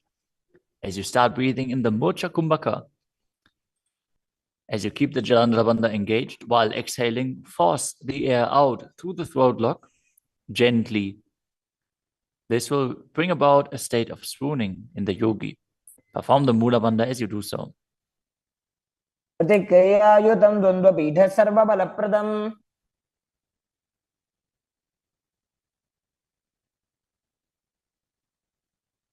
Next up is Palyankasana. Laying on your back with the feet flat on the mat, bring your arms over your head and place your hands flat on the mat as well, with the fingers pointing towards your feet. Lift your entire body up off the ground as you visualize yourself as sturdy as stone furniture. Breathe through your nose in Sahajra Kumbhaka as you perform the Mula Bandha. उत्तानशयनं हस्ततलाभ्यां भूमिमवष्टभ्य. The next asana is Shvatanasana. Lay on your back with the knees to your chest. With the hands on the respective shoulders, move your hips in a circular motion and visualize that you're a dog playfully laying on its back. Perform the Mula Bandha as you do so. शरीरं संस्थाप्य जानुनी सम्मील्य नाभवानीय. Next up is the Viparita Karani. Lie supine, raise your hips and legs up as you extend your hands down on the mat below, helping you balance your body as your legs are raised up.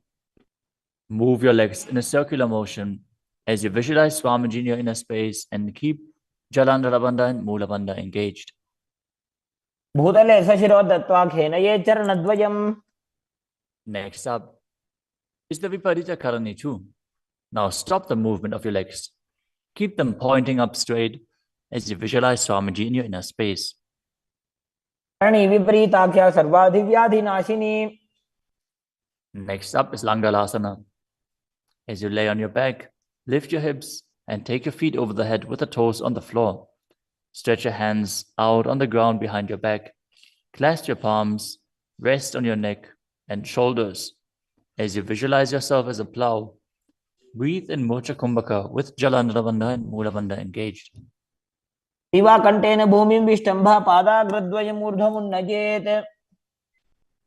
The next asana is Sajita Paschimottanasana. As you lie on your back in the same position, bring your hands to the feet. Pull your thighs to the chest and hold on to the toes as you keep your arms and legs straight. This is one of the 84 different asanas revealed directly by Lord Paramashiva himself. Visualize Paramashiva as you perform Jalandhara Bandha and Mula Bandha. तानं शयित्वात् कुर्वीत शयितपश्चिमतानकम्. Next up is Supta Konasana. Maintaining the same position, Bring your hip over top of the shoulder level and open your legs wide apart. Visualize Swamiji in your inner space. Perform Jalandhara Bandha and Mula Bandha. परिवृत्ति कोक्ष भागे त्रिधा हि परिकीर्तितः. The next asana is Chakrasana.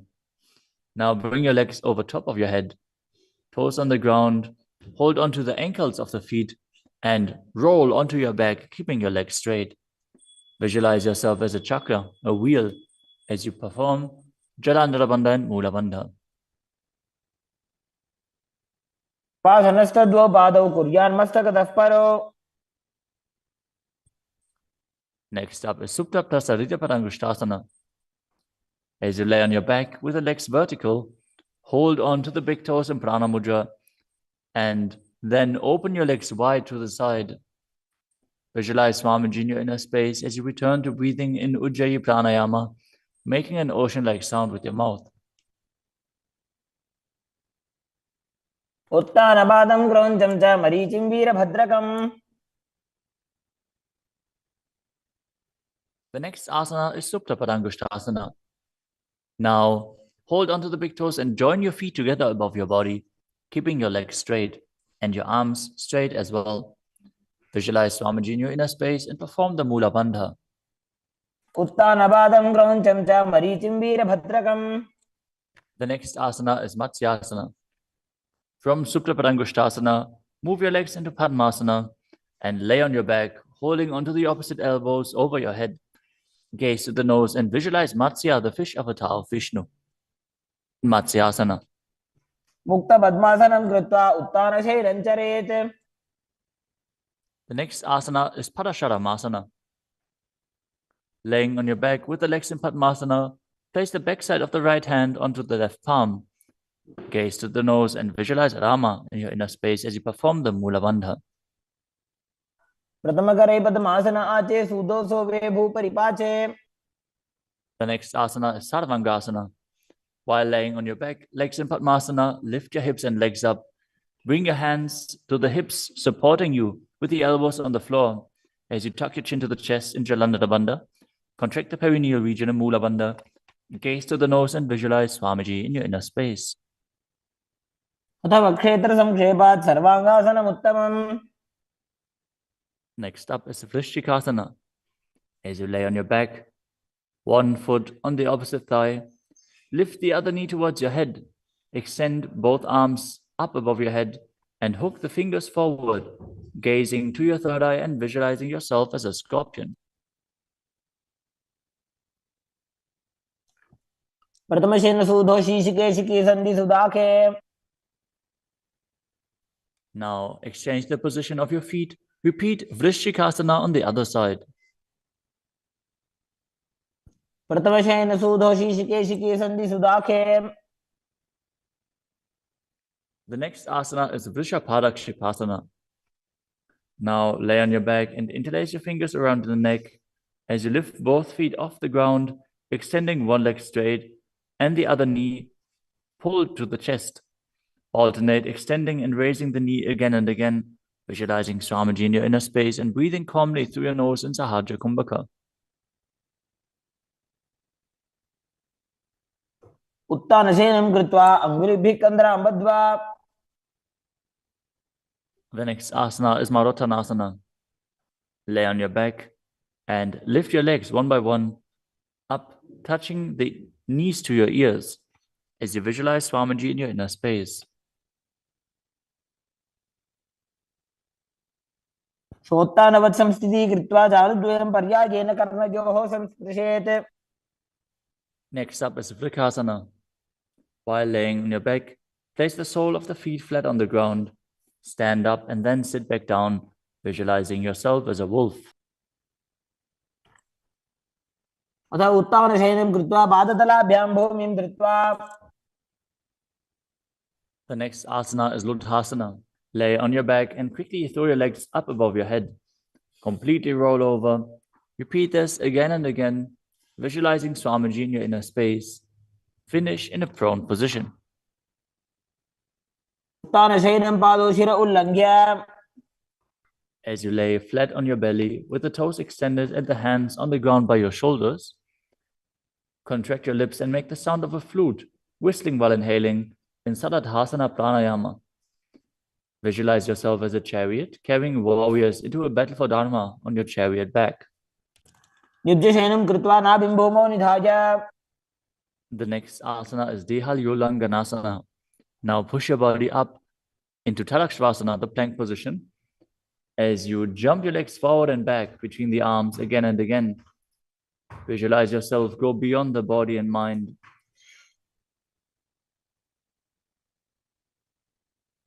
हस्तद्वयं बद्ध्वा तन्मध्यचरणद्वयम् उड्डानैव बहिरानीय. The next asana is Jatyasana. From a standing position, bend forward and place your hands on the mat, walking back and forth as you visualize yourself as a wise 60-year-old elephant. अथ जात्यासनं वक्ष्ये येन जाति स्मरो भवेत्. Next up is the Luritika Karana.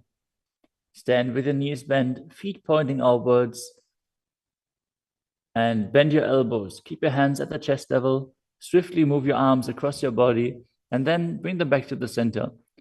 Tilt your head back, open up your chest towards the sky, and move your head in all directions. The next asana is Sadapasana. As you tie your feet with a rope, stand erect like a rod. Keep your arms at the side of your body with the hands touching your thighs. Visualize that your Kundalini, Devi, is raising and curling upwards around your body. As you breathe calmly through your nose in Sahajra Kumbhaka, leading the prana along your spine, contract the perineal region. Force the Kundalini Shakti up. As you internally chant Om Nityananda Paramashivoham. अथ सर्पासनं वक्ष्ये वायुपाणाय केवलम्. The next asana is Ushtrasadhanasana. While standing, place all fingers on the mat and then stand on your hands. Keep your feet on the fists as you begin to move and walk like a camel. Visualize yourself as a camel as you walk around on the mat.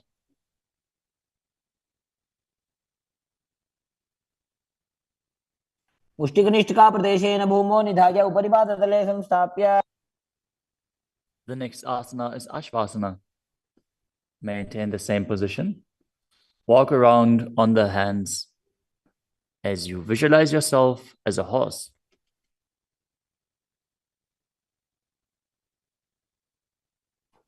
मुष्टिकनिष्ठिकाप्रदेशेन भूमौ निधाय. The next asana is Kapota Nitakasana. As you stand straight with the feet together, interlace your hands behind your back in Padusha Mudra. Pull them down towards your calves as you open up your chest widely. Visualize yourself as a soaring bird diving. पादतले भूमौ निधाय. Next up is the Tala Pushpaputam Karana. Stand tall with the palms together in Namaskara Mudra as you gently bend your knees and keep the toes pointing outwards. Simultaneously open up the palms and raise one heel off the ground as you slightly lower the waist and shoulder of the respective heel, bowing to both sides. As you visualize you're holding a bouquet of flowers and offering it to Paramashiva. Next asana is Khadgasana. As you lay down on your stomach, jump your feet up towards your hands and stand. As you bring the palms together, forming the horn of the rhinoceros in Namaskara Mudra, visualizing yourself as a rhinoceros and gaze to the nose. लुजसरतमासनं कृत्वा पादतलाभ्यां भूमिम् अवष्टभ्य. Next up is the Uttanottanam. Hold onto weights if you want to intensify this asana. Now sit down all the way or as low as you can to the ground and stand back up. Do this again and again as you visualize Swamiji in your inner space. पुनः उत्थातव्यम् असितव्यम् इति उत्थानोत्थानं भवति. The next asana is Musalasana. Now stand up straight, raise your arms up over your head and jump repeatedly as you visualize yourself as a mace. सरलं स्थित्वा ऊर्ध्वं बाहु नयेत्. The next asana is Utshesakasana. From a standing position, pull the sole of the foot towards your chest, while with the other leg, sit down and stand back up. Alternate on both sides. As you gaze to the nose and visualize Swamiji in your inner space. एकैकं पादतलं कुक्षौ निधाय. Next up is the Parshvajanukarana. Now stand and keep one leg slightly bent with the toes pointing to the side. Bend and lift the opposite knee towards your chest, pointing the toes downwards. Keep your arms holding the knee with the hand in a fist as you place the other hand on top of the respective thigh with the fingers pointing inwards. The next asana is Tandavasana. You can hold weights to intensify this asana. Visualize yourself fiercely dancing as Lord Shiva as you stand on one leg with the opposite leg extended forward. Lower your body down to the mat and then stand back up straight. एकेन पादेन स्थातव्यं ताण्डवासनं भवति. The next asana is Brahmanasana. Now place one foot onto the opposite thigh as you stand erect on the mat like a rod. Keep your hands by the sides, visualizing yourself being blessed by Lord Brahma. ब्राह्मणासनमावक्ष्ये यत्कृत्वा ब्राह्मणो भवेत्. The next asana is Garudasana 3.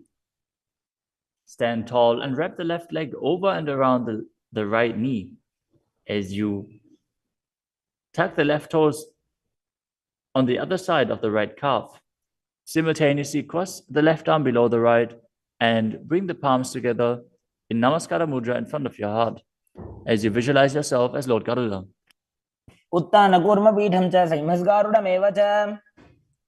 The next asana is Ekapadasana. Now bring the leg to the other thigh as you keep the hands hanging down by the sides towards the knees. Visualize Swamiji in your inner space. दक्षाङ्घ्रिं वामपादस्य जङ्घोपरि निधाय च. The next asana is Dhruvasana.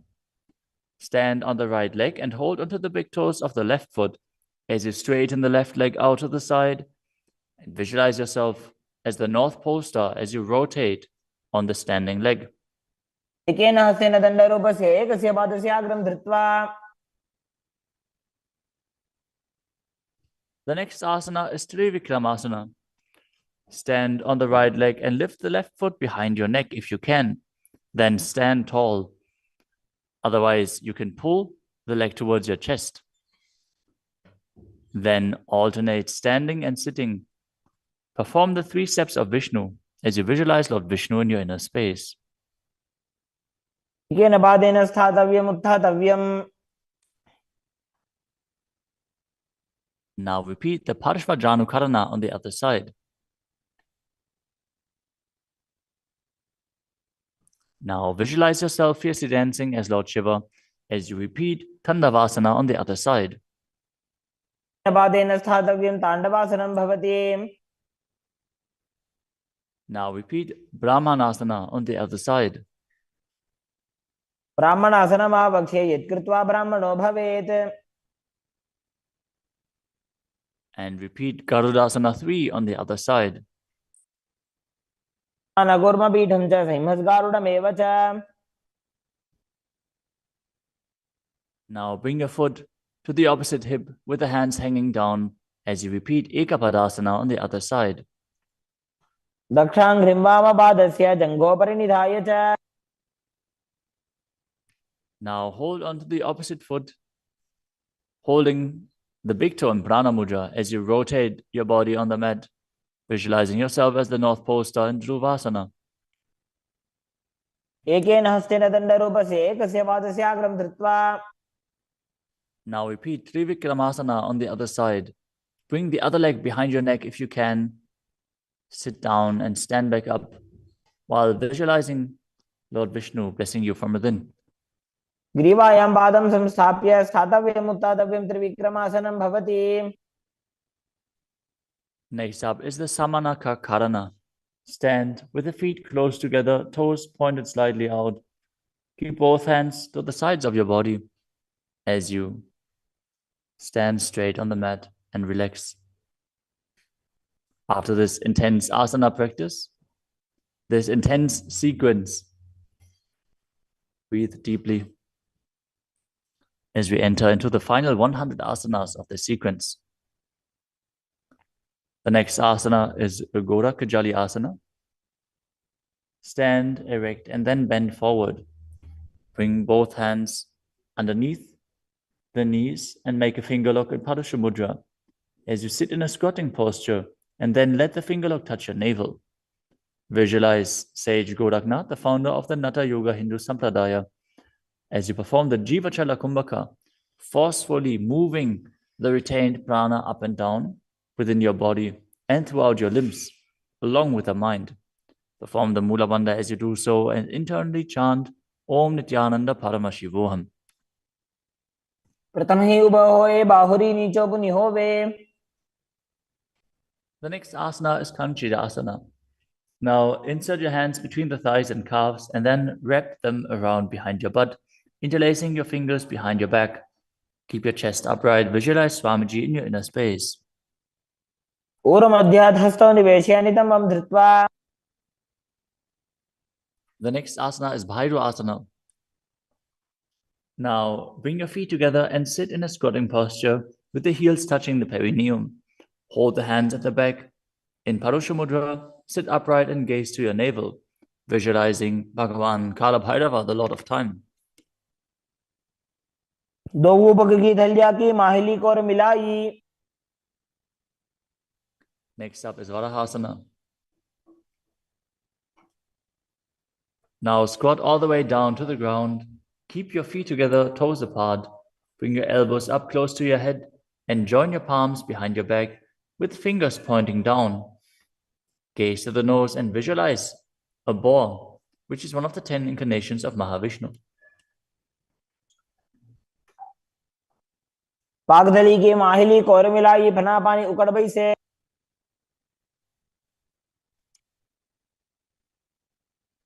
The next asana is Pripitasana. With the heels touching, bring your hips to the same level as your knees.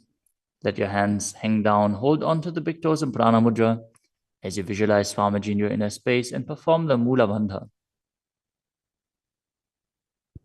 पार्श्वद्वयसं मील्य स्थित्वा नितम्बं जानुप्रदेश आनीय. Next up is Bakasana. Now place your hands on the mat, fingers wide, and place your knees onto the back of your arms with the eyes forward. Lean forward and down, lifting your feet off the ground as you visualize yourself as a crow.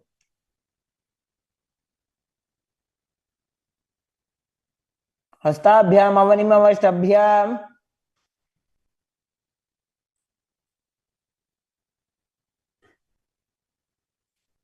The next asana is Sushtanga Kapali Asana. Now kneel down, head on the ground with the palms spread for support.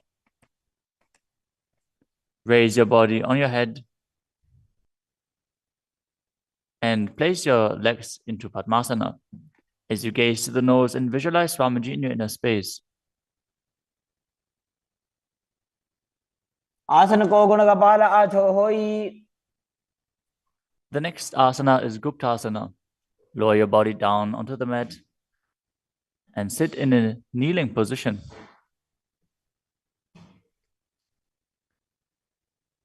Keep your toes touching behind and sit in between the heels. As you place your hands on the knees, sit straight and gaze to the nose as you visualize you are sitting in the secret seat with Paramashiva and Guru. ध्यानोर्वोरन्तरे पादौ कृत्वा पादौ च गोपयेत्. The next asana is Vrikshasana too. This is another inverted posture. So if you have any blood pressure related issues, please take precautions. If you need aid in support performing this asana, if you have a partner available, they can aid you. Otherwise, you can use a wall for support. You can walk the wall up and down. This is a progression where you can increase your arm strength and finally be able to perform this asana yourself. Now, place your hands on the ground, shoulder width apart, and lift your body up straight into a handstand. Visualize you're a tree with deep roots into the ground as you breathe calmly in Sahaja Kumbhaka.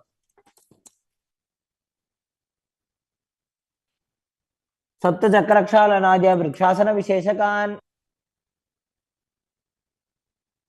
Next up is Shibo Asana.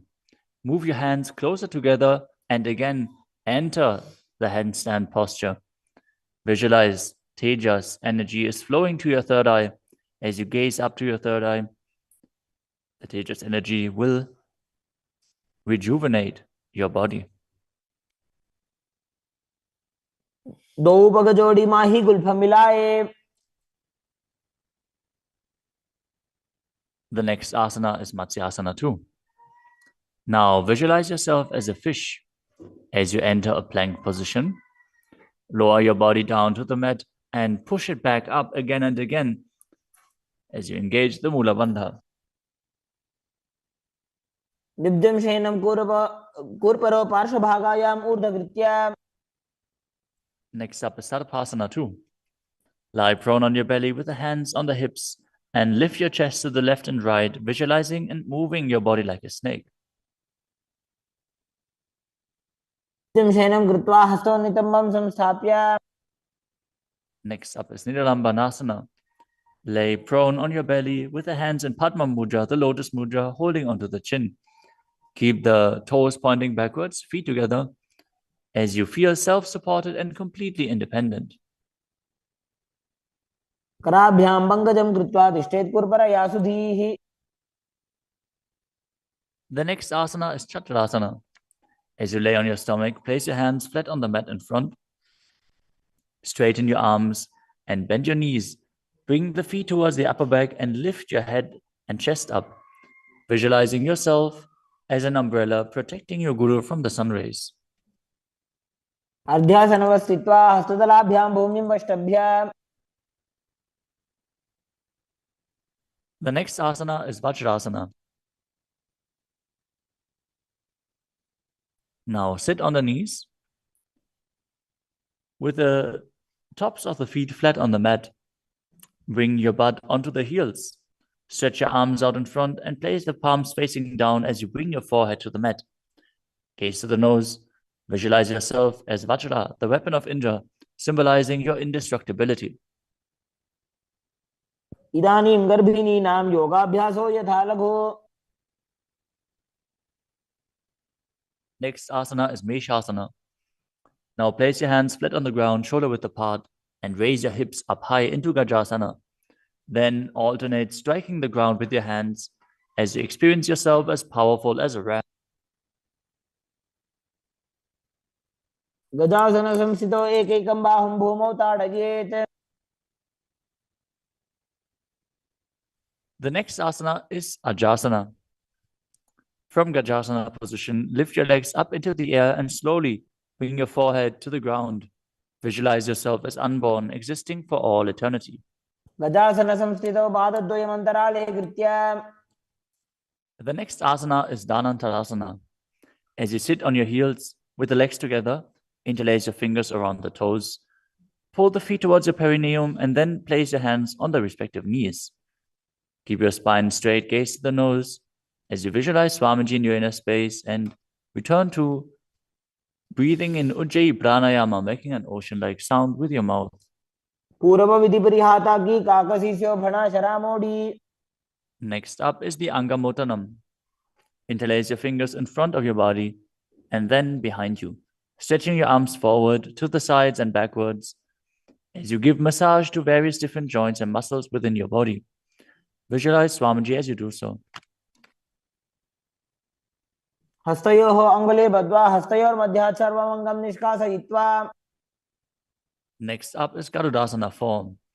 Now sit on your heels in Vajrasana as you turn your feet out to the sides. Keep your thighs and knees resting on the ground. Keep your spine straight, hands on the knees. Visualize yourself as Lord Garuda, flying Lord Vishnu and Lakshmi on his back. जङ्गोरुभ्यां धरां पीड्य स्थिरकायो द्विजानुनाम्.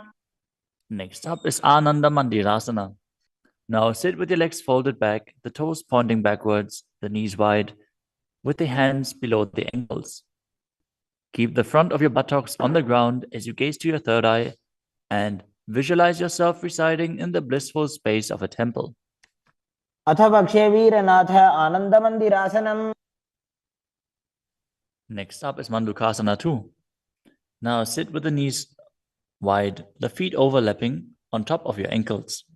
Keep your hands underneath the knees, gaze to the nose, and visualize yourself as a frog as you perform Uddiyana Bandha and Mula Bandha.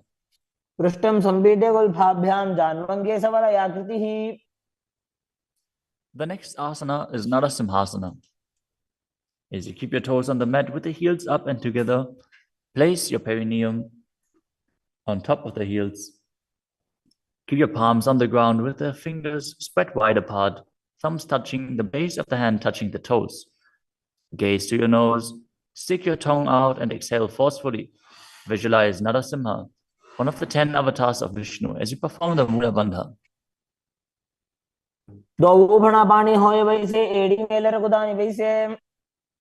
The next asana is Vishrakasana.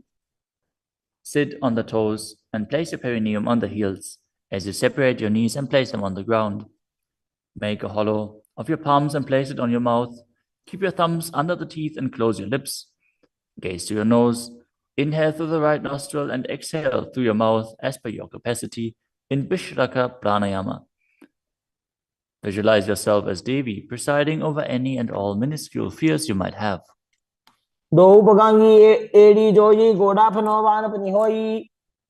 The next asana is Makadasana. Now bring the soles together, the top of the feet on the ground. As you sit on the heels, bend your elbows, bring your fingers to the armpits, and imitate as if you were a monkey stretching itself. Visualize yourself as a playful monkey as you gaze to your third eye and perform the Mula Bandha.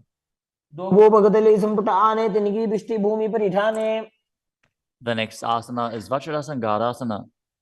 Stand on the toes with the soles of the feet together, sit on the heels, keep your knees wide and off the floor. Hold your elbows behind your back as you gaze to the nose. Embody a diamond-like strength for yourself and your Sangha, your spiritual community. The next asana is Kanjanasana. Now keep the toes down, ankles crossed behind, and sit on the heels. Place your palms on the mat to the sides as you gaze to the nose and visualize perfect health beyond any and all physical or mental ailments. The next asana is Kurmasana, the turtle posture.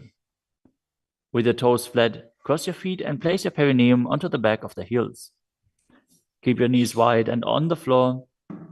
Rest your hands on the knees. Gaze to the nose and visualize a turtle with a stable body and mind to live for hundreds of years. The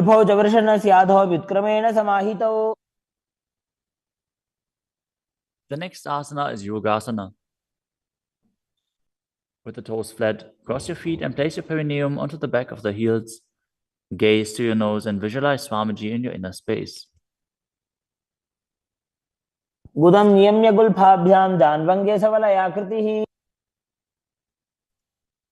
next asana is Vijogasana. Now stand on your knees. Cross your ankles behind with the feet near the opposite knee. Hold the calves with the fingers inside and the thumbs outside as you gaze to your third eye and visualize a space of eternal oneness, Advaita, with your Guru.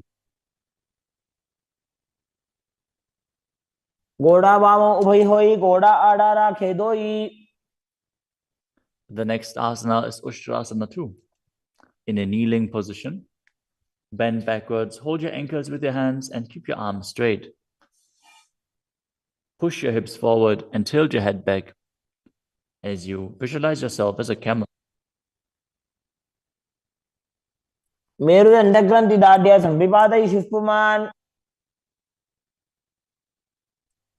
Next up is Jatyasana 2.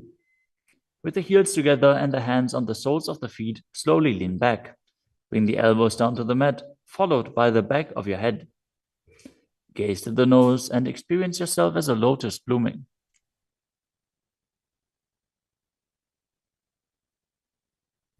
दो एड़ी संपुट करे सोले मूल द्वारी तो धरे. Next up is Virattasana. Sit on the knees with the thighs and calves together. Lean back and touch your back to the ground. Then rise back up. Do this again and again as you visualize the healing and liberation of all causal subtle forms of your body. Gaze to the nose and perform the Mula Bandha. जंगा पृष्ठभूमो निधाय जंगोदरयोः ऊरुनि संस्थाप्य. Next asana is Kapotasana. From Virattasana, raise your hips higher. Bring your forearms to the mat and hold the back of the heels. As you bring your head in between the feet, visualize yourself as a beautiful dove and perform the Mula Bandha. मेरुदंड ग्रंथि दाढ़्य संविपादयिषुः पुमान्. The next asana is Vadasana. Now stand upright on the knees with the toes tucked. Hold your arms with opposite hands and gaze to the nose. This is the boon-fulfilling posture. Receive your boon from Paramashiva. जानुनि भूमौ संस्थाप्य हस्ताभ्यां बाहु परस्परं धृत्वा. Next up is Vadahasana 2. Keep your knees together, toes tucked behind. Lean forward as you bring the elbows to the mat. With your hands holding the head, rest your buttocks on the heels and visualize yourself as Varaha, the boar incarnation of Mahavishnu. सूर्यं चन्द्रं भेदनानि आसनानि निकथ्यते. The next asana is Mundasana. This is another inverted posture. Use a wall for support if needed. Now kneel down, place your elbows on the mat, shoulder width apart. Interlace your fingers and place your head onto the mat, supporting it with both hands. Walk your feet forward until your hips align with the shoulders and then raise your legs straight up. Be stable. Gaze to the nose. Visualize yourself as a lopped tree as you breathe calmly through your nose in Sahadra Kumbhaka in Mundasana. अधो मुंडासनं वक्षे सर्वेषां प्राणिनां सुखम्. Next asana is Andhasana. In a kneeling position, place your head in between the knees and the elbows outside of the knees. Hold your head with both hands, gaze to the nose, and visualize Swamiji in your inner space as you breathe through your mouth and perform the Mula Bandha. प्रथम भगदली समठारावे कोरमा हिली उभे मिलावे. The next asana is Viparita Shalabhasana. You can hold weights to intensify this asana. As you lie on your belly with the arms extended straight out, lift your thighs, arms, and chest off the ground. Visualize yourself as a locust and perform the Mula Bandha. शलभासन भेदाश्च नटभेरुण्ड नामके. The next asana is Kapalasana. Lie on your belly with the arms at the side, palms facing down. Keep your forehead on the ground and keep your chest on the mat as you lift your legs up together. Visualize yourself as a skull, representing the mind with purified thoughts and the strong will to attain enlightenment. कपालं भूमो निधाय ऊर्ध्वं पादौ नयेत्. The next asana is Akasha Kapotasana. As you lay on your stomach, keep your hands by the sides and lift your legs up over your head. As you slowly place your feet on the mat in front of your head, keep the palms flat on the mat behind, visualizing yourself as a free and open dove. As you breathe in Sahadra Kumbhaka and perform the Mula Bandha. उष्ट्रासने स्थित्वा चरणौ भूमेरुत्थाप्य. The next asana is Chatakasana. As you sit on your knees, bring the chest down so the navel touches the knees and keep your hands and elbows flat on the ground. Be sturdy. Visualize yourself as a sparrow as you perform the Mula Bandha. पूर्वपर्यन्तौ हस्तौ धरामवष्टभ्य. The next asana is a Vrishchikasana too. Now kneel down, keep your hands and elbows on the mat as you raise your legs, bend your back to touch the feet onto your head. Lift your chin and hold as you visualize yourself as a scorpion. विच्छेव पुच्छ प्रतिमांग्रिपार्श्वे धृत्वा स्वशीर्षे चिबुकं विधार्य कौ. Now, place the perineum down on the right heel as you keep the left foot outside of the hip with the toes pointing outwards. Now, visualize yourself as a bull as you start breathing in the Antaranga Kumbhaka, forcefully inhaling through your nose, holding the breath for a short while, and then exhaling slowly. याम्यगुल्फे पादमूले वामभागे पदेतरम्. The next asana is Lulasana. From the kneeling position, place your hands flat on the mat in front. Lift your knees off the ground and cross the toes over the left. The left toes over the right as you balance above the mat and visualize Swamiji in your inner space. लोलासनं सदा कुर्यात् वायुलोलापघातनात्. Now directly place your perineum down on the other heel as you repeat Vrishasana on the other side. याम्यगुल्फे पादमूले वामभागे पदेतरम्. Next up is Balagunasana. Now place the left toes on the ground and sit on the heel of the left foot. Place the right foot flat on the ground with the knee raised against the chest. Keep your palms on the respective knees as you maintain an upright position. Visualize Balagunahai, one of the 84 siddhas in your inner space. आसन को गुण जल विकार जाई. Next up is Grahasana. Squat with the feet flat on the mat as you bring your elbows under the thighs, wrap your hands around the shins, and hold onto your ankles from the outside. Visualize yourself as the entire planet. पादतले भूमौ संस्थाप्य जानुमध्ये हस्तगुर्परौ स्थाप्य.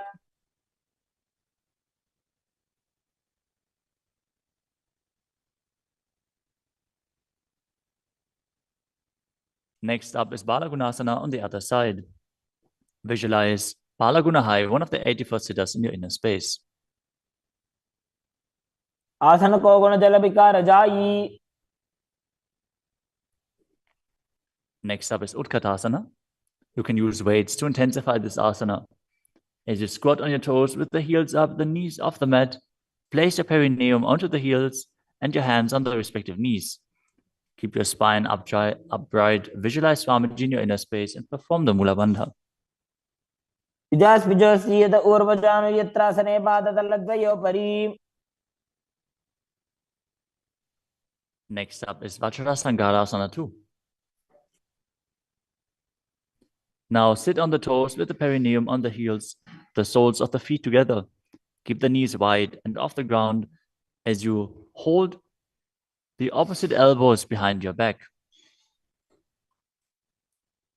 Gaze forward as you visualize Swamiji in your inner space. प्रथम प्राणापानी होए जैसे दो एड़ी गुदानी वैसे. The next asana is Anilasana. Now squat or sit with the feet hip-width apart, with the hands under the soles of the feet from the inside. Palms facing down. Keep your arms straight, elbows at the navel, and gaze to the nose as you visualize you are able to consume and live off of air alone. दो हाथ भूमि पर ठाने कहनी जाड़ी ना भी लगाने.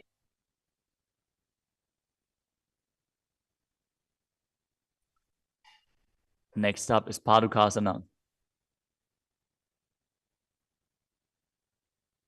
Now place the back of your hands on the mat with the fingers facing towards your body. Step the feet on top of the hands with your hands wrapped around the feet like a shoe. Start walking around on your mat as you visualize you're wearing padukas walking across India.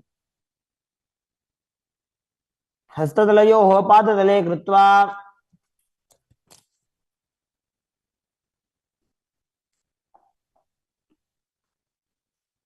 Next up is Kukutudanasana. Now place your palms on the mat, raise both feet upwards into the air, and let them fall back down. Do this again and again as you visualize yourself as a rooster. हस्ततले भूमौ कृत्वा पादतले च ऊर्ध्वमुड्डानं कृत्वा. Next up is Viparita Nityasana. Now place your hands on the mat and raise your legs upwards into a handstand. As you move around on two hands dancing, feel yourself become free of all inhibitions. हस्ततलाभ्यां भूमिं वष्टभ्य. Next up is Kunjarasana. Now separate your feet and place one palm down on the mat with the arm straight. Bring the opposite arm towards your head. Be stable. Visualize Swamiji in your inner space. Breathe calmly in Sahadra Kumbhaka and perform the Mula Bandha. अथ वक्षे Mahadev कुञ्जरासनमुत्तमम्. Now exchange the position of your hands. Repeat Kunjarasana on the other side. वक्षे Mahadev कुञ्जरासनमुत्तमम्. Next asana is Kadambasana.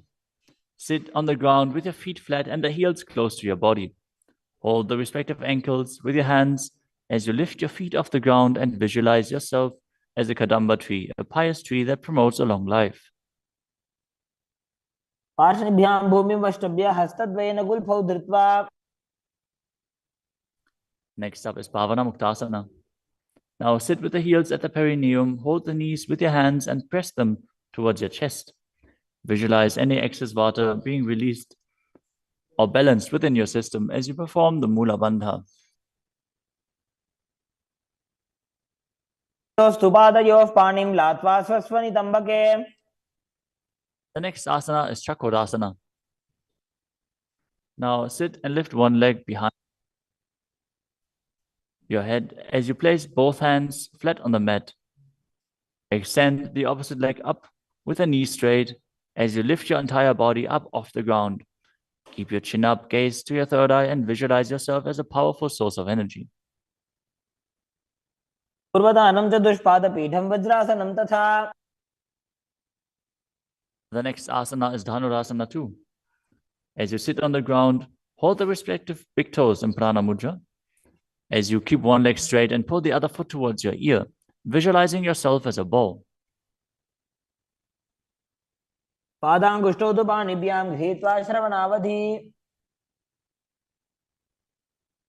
The next asana is Ashtavakrasana.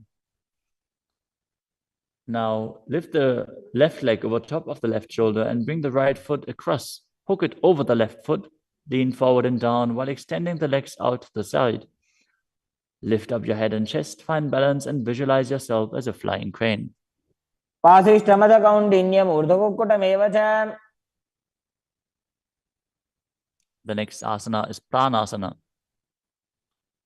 Now place the right foot on the left thigh and bring the left foot flat on the ground as you have the left shoulder underneath the raised left leg and place your hands flat on the ground. Press the right knee down with the right hand as you gaze to your third eye and visualize you're immortal and able to exist solely from prana. एतत् प्रभेदं वक्ष्यामि करोति यस्य चामरः.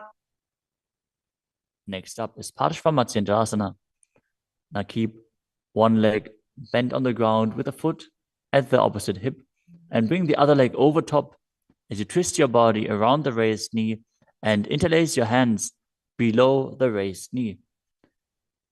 Gaze to your third eye and visualize the great sage and yogi Matsyendranath, the master of Hatha Yoga. वामोरुमूलार्पितदक्षपादो जान्वो बहिर्वेष्टितदक्षदोष्णा. Now repeat Chakrasana on the other side. Now sit and lift the other leg behind your neck, keeping your hands at the side and raising your whole body up with the other leg extended, gazing to your third eye and visualizing yourself as a powerful source of energy. पूर्वतानं चतुष्पादपीठं वज्रासनं तथा. Now repeat Dhanurasana 2 on the other side, holding the big toes of both feet in Prana Mudra as you pull the opposite foot towards your ear, visualizing yourself as a bow. पादाङ्गुष्ठौ तु पाणिभ्यां गृहीत्वा श्रवणावधि. Now repeat Ashtavakrasana on the other side, Now lift the right leg over top of the right shoulder. Cross the left foot over the right and extend the legs out to the side, balancing as you visualize yourself as a flying crane. वासिष्ठमतकौण्डिन्यमूर्धकुक्कुटमेव च. Now repeat pranayama on the other side. Bring the other foot over top, shoulder underneath, push the knee down and place the other one on the ground as you visualize yourself being immortal and able to exist solely from prana. एतत् प्रभेदं वक्ष्यामि करोति यस्य चामरः.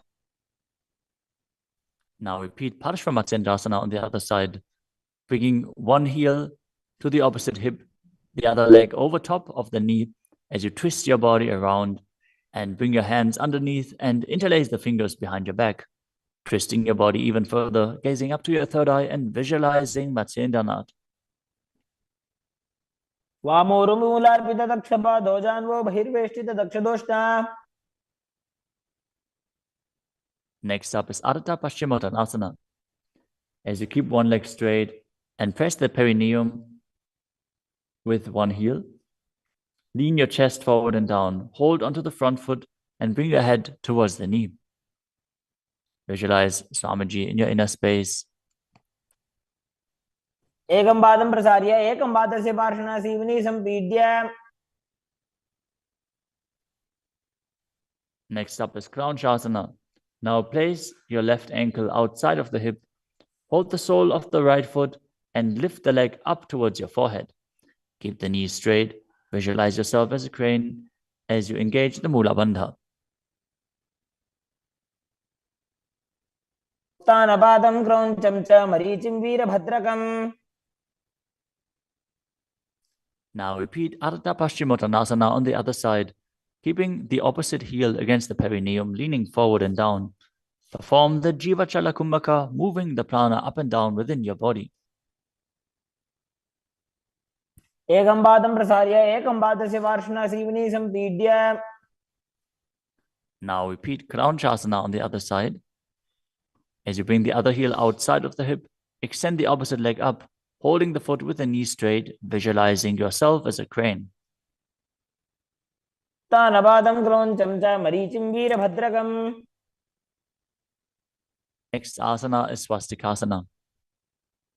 Now sit with the soles between the thighs and calves. Keep your spine straight, the palms resting on the knees. Gaze to the tip of the nose and embody peace, well-being, good fortune, and prosperity as you visualize a swastika. तानूर्भोरन्तरे सम्यक् कृत्वा पादतले उभे. Next up is Gorakshasana. As you keep your feet in the same position, cover your heels with the respective hands.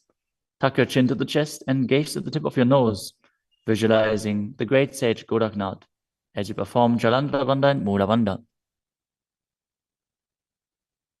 तानूर्भोरन्तरे पादौ उत्थानो व्यक्तसंस्थितौ.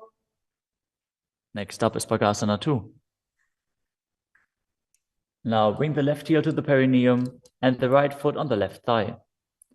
Visualize Swamiji in your inner space. Meditate on Arihanta, the Enlightened One.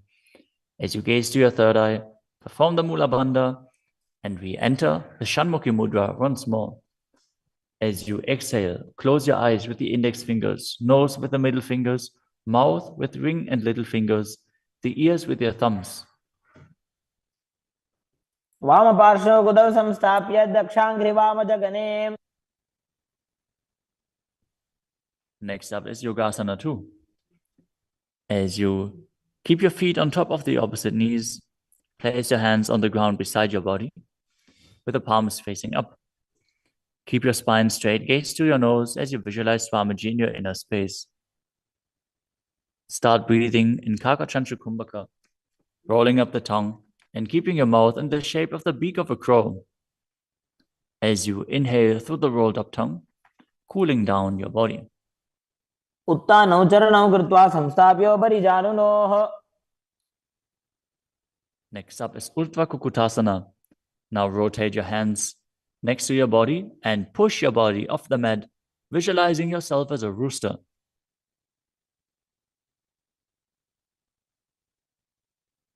वासिष्ठमथ कौण्डिन्यम् ऊर्ध्वकुक्कुटमेव च. Next up is Siddha Haratali Asana.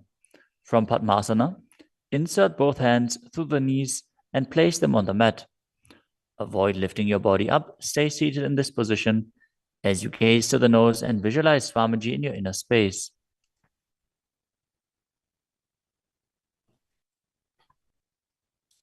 प्रथम पद्मासन को करे हस्त दो वो गोड़ासन धरे. Next up is Hamsasana. From Padmasana, lift your body off the ground as you gaze to your third eye and visualize yourself as an elegant swan. कुक्कुटासने स्थित्वा स्कन्धपर्यन्तं मूरोनि नीत्वा. Next up is Karmukasana. From Padmasana, place your hands between the thighs and calves. Lean forward and while sitting, reach your hands behind your body in Parasha Mudra.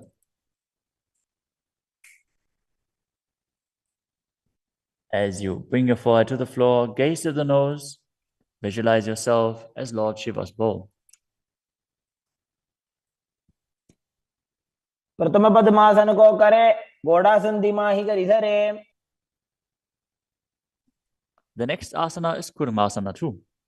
Sitting in Padmasana, lift your knees and insert both hands through the thighs and calves. As you bend your elbows and hold onto the respective shoulders with your hands, visualize yourself as a turtle, having a stable body and mind to live for hundreds of years. बाईजंग पर दक्षिण बावा दाईजंग पर बाईं ल्यावा. The next asana is Granthi Bedasana. From Padmasana, insert both hands through the thighs and calves. Bend your elbows, hold the respective shoulders, tuck your chin to the chest, gaze at the nose and rejoice, knowing you're in Shiva's secret knot posture. अथ वक्षे नीलकण्ठा ग्रन्थिभेदासनं शुभम्.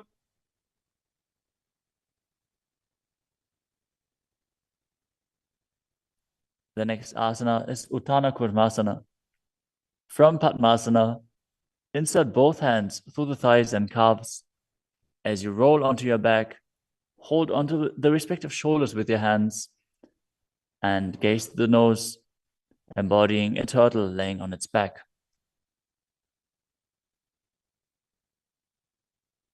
Kukkutasana बन्धस्थं कराभ्यां धृतगन्धरम्. Next up is Pangukukutasana. From Padmasana, place both hands through the gap of the thighs and calves. Place one hand flat on the mat and hold its wrist with the other hand. Lift your body up off the mat, balancing on one arm as you visualize yourself as a rooster and perform the Mula Bandha. Kukkutasana स्थित्वा एकेन हस्तेन अन्यस्य प्रतिबन्धं धृत्वा. Now exchange the position of your hands. Lift your body up onto the other hand as you repeat Pangukukutasana on the other side. Kukkutasana स्थित्वा एकेन हस्तेन अन्यस्य प्रतिबन्धं धृत्वा. The next asana is Gridrasana. From Padmasana, place your elbows on the toes, interlace your fingers, and rest your chin on the knuckles. Keep your thumbs pressed to the throat as you visualize you have gone beyond all greed and covetous.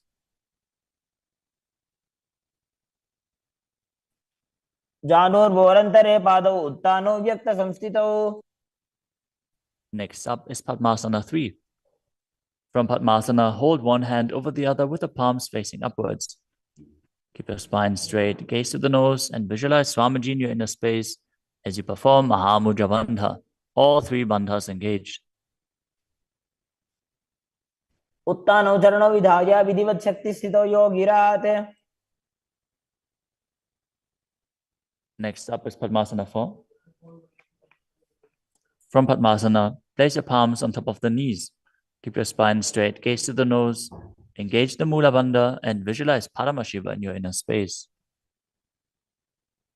एतत् पद्मासनं कुर्यात् प्राणवायु प्रसिद्धये.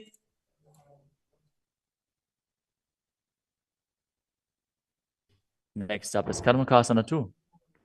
From Padmasana, keep the left hand on the left knee and hook the right hand around the big toes in Prana Mudra with index and middle fingers. as you pull your elbow back as if you're pulling a bowstring, moving the big toe in a circular motion. Visualize yourself as Pinaka, Lord Shiva's bow, as you repeat the movement on the other side as well. आसनमावक्ष्य योगपूरकरक्षणात्. Next up is Karmakasana 3. From Padmasana, cross your arms behind your back and hold onto the big toes in Prana Mudra as you gaze to the nose and visualize yourself as Paramashiva's bow.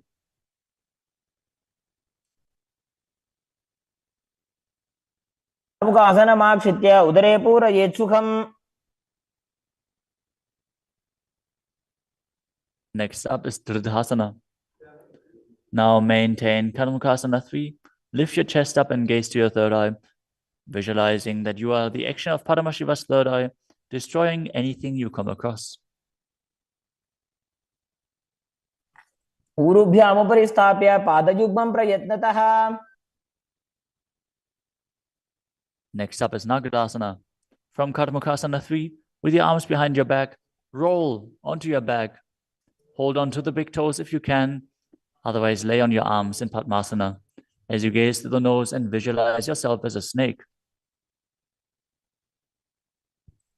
प्रथम पद्मासन को टाने, दो हाथ पाछाने आने. Next up is Kandukasana. As you lie on your back, bend your knees with the feet off the ground. Embrace your knees to the chest with the head touching the knees. Roll your body up into a ball as you breathe in Sahadra Kumbhaka. पित्रासने स्थित्वा हस्तपादानि निष्कुष्य. Next up is Urdhva Pavanasana. Lay on your back with the knees raised together, feet flat on the ground. Interlace your fingers behind your neck as you gaze to the nose and visualize Swamiji in your inner space. प्रथमे सूधो सैनग्रावे गोड़ा उभा राशि मिलावे.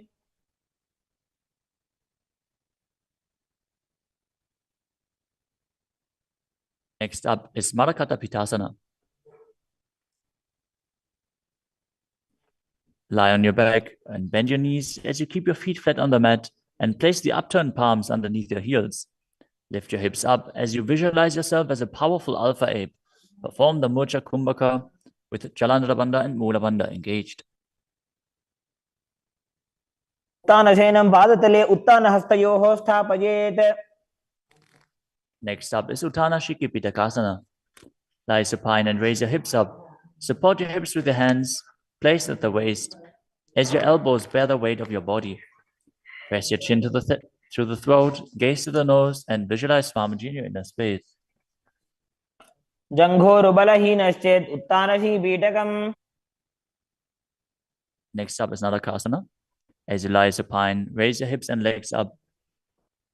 Bring your hands to the lower back for support if needed, but then place your elbows and hands flat on the mat below. Balance as you visualize traversing Naraka, hell unscathed. ग्रीवाकण्ठेन भूमिं विष्टम्भ. Next up is Tiryanokasana. From Nadakasana, bring your hands to the lower back and keep your elbows on the mat. Raise your legs up vertically and slowly lower and angle them down, keeping your core engaged. Visualize your abode crossing the ocean of samsara. नौकावत् स्थित्वा ऊर्ध्वं पादाग्रद्वयं नजेत्. The next asana is Dvajasana. Now bring your arms back flat on the mat. Keep your legs straight as a flagpole as you visualize yourself as the Kailasa flag, respected across all nations. प्रियन् नौकावते ग्रीवा पृष्ठकूर्परैः भूमिं वष्टभ्य. Now gently lower your body down to the mat as you lie supine. Contract the perineal region and pull the Kundalini Shakti up your spine, performing the Shakti Chalan Mudra. Bring it up to the Brahmarandha.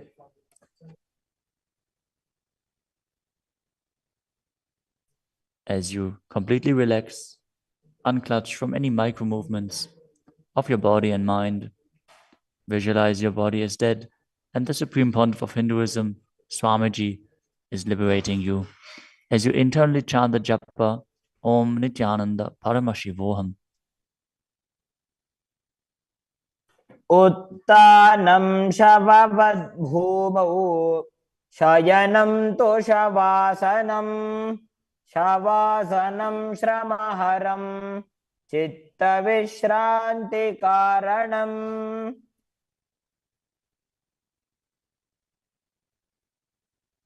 ॐ नित्यानन्द परमशिवोऽहम् नित्यानन्द परमशिवोऽहम् ॐ नित्यानन्द परमशिवोऽहम् ॐ नित्यानन्द परमशिवोऽहम् ॐ नित्यानन्द परमशिवोऽहम् ॐ नित्यानन्द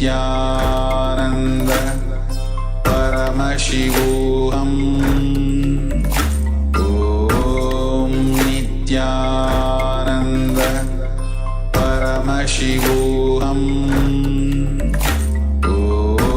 ॐ नित्यानन्द परमशिवोऽहम् नित्यानन्द परमशिवोऽहम्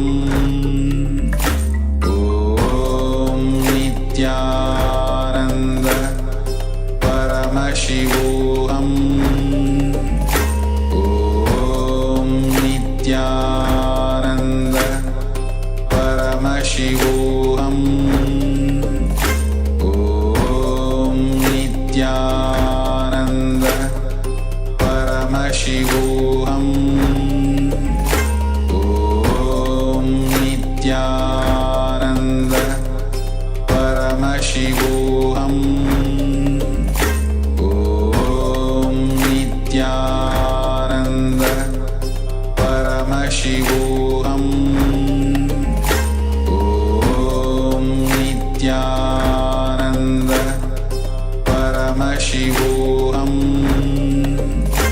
ॐ नित्यानन्द परमशिवोऽहम् नित्यानन्द परमशिवोऽहम् ॐ नित्यानन्द परमशिवोऽहम् ॐ नित्यानन्द परमशिवोऽहम् ॐ नित्यानन्द परमशिवोऽहम्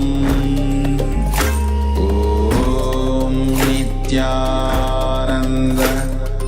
परमशिवोऽहम् ॐ नित्यानन्द परमशिवोऽहम् ॐ नित्यानन्द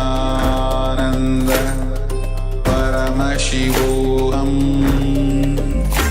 ॐ नित्यानन्द परमशिवोऽहम्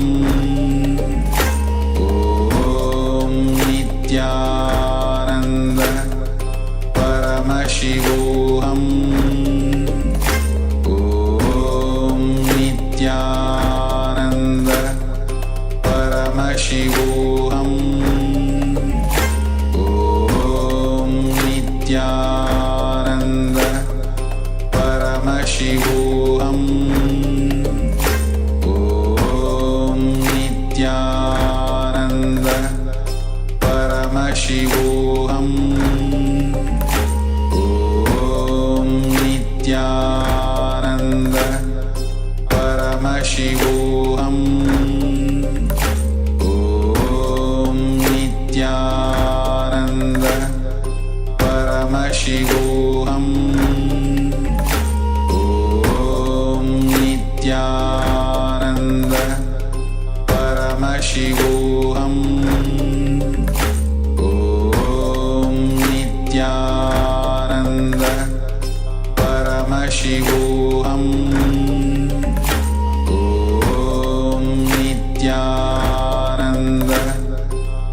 Paramashivoham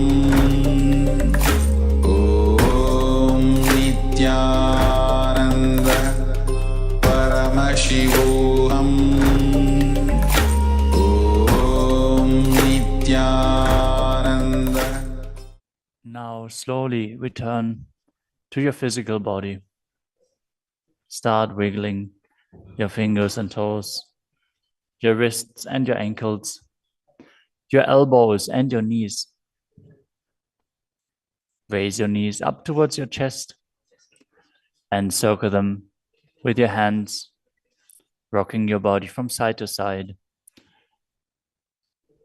As you slowly return to a comfortable seated position.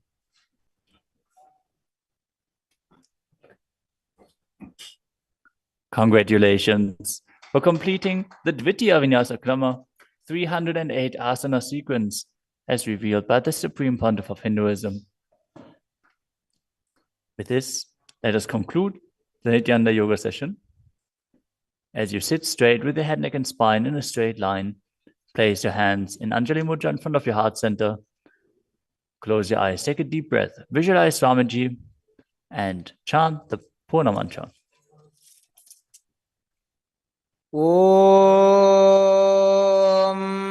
पूर्णमदः पूर्णमिदं पूर्णात् पूर्णमुदच्यते पूर्णस्य पूर्णमादाय पूर्णमेवावशिष्यते ॐ शान्ति शान्ति शान्तिः हरिः ॐ तत्सत् सर्वं भगवत् श्रीनित्यानन्द परमशिवपादुकार्पणमस्तु ॐ नित्यानन्दम् Nityanandam, thank you for watching, and if you found the video enlightening, please give it a like, share it with your loved ones, and subscribe to stay connected with us. don't forget to click the bell icon to receive the notifications.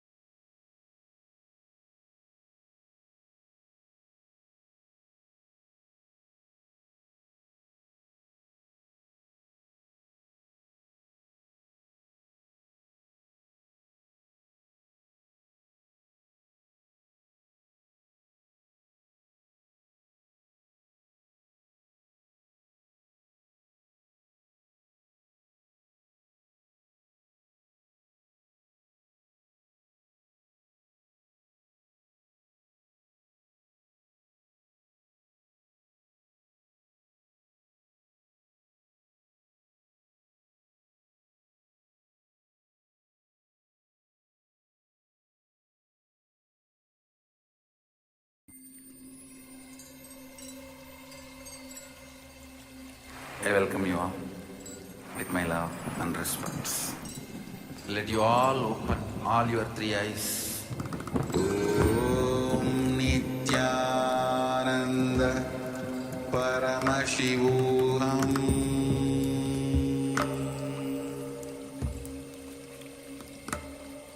Om Nityananda Paramashivoham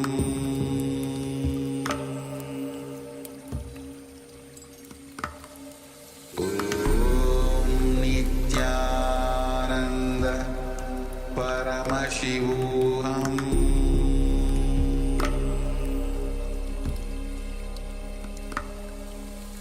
Om Nityananda Paramashivoham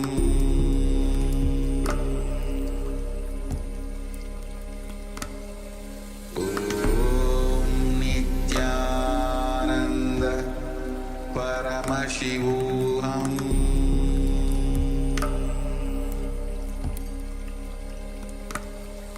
Om Nityananda Paramashivoham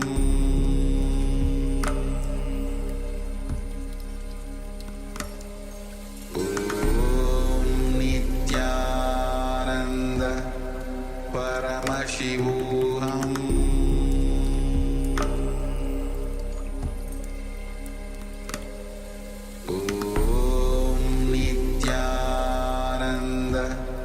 Paramashivoham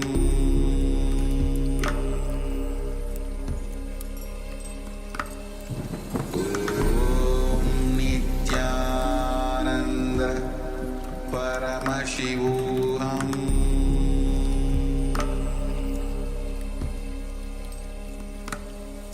Om Nityananda Paramashivoham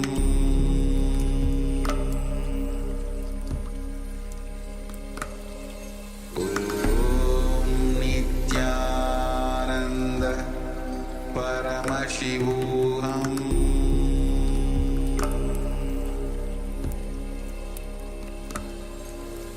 Om Nityananda Paramashivoham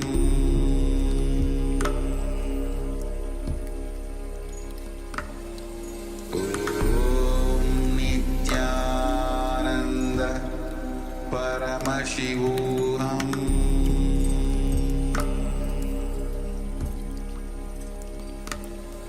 Om Nityananda Paramashivoham Om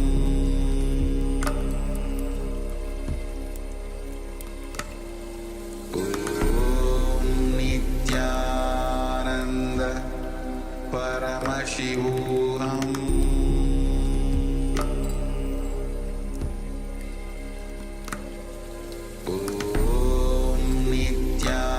Nityananda Paramashivoham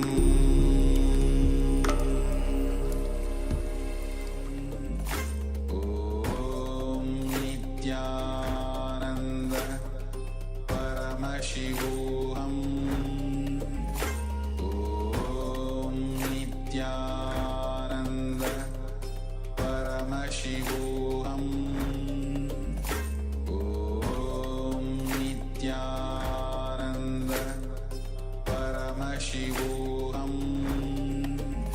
Om Nityananda Paramashivoham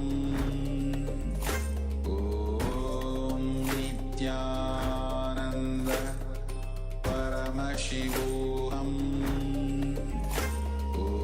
Om Nityananda Paramashivoham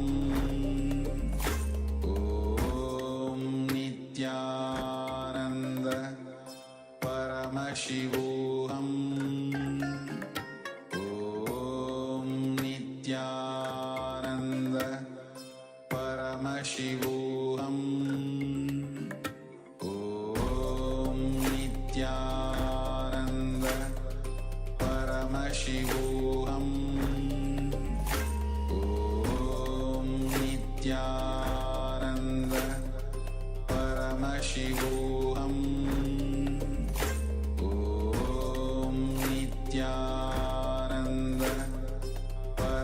Paramashivoham.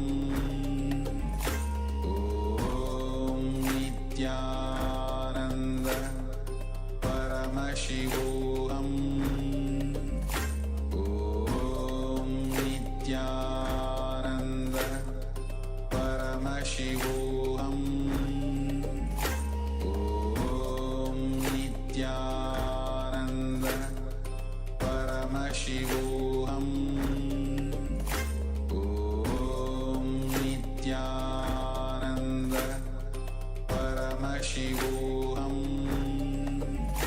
Om Nityananda.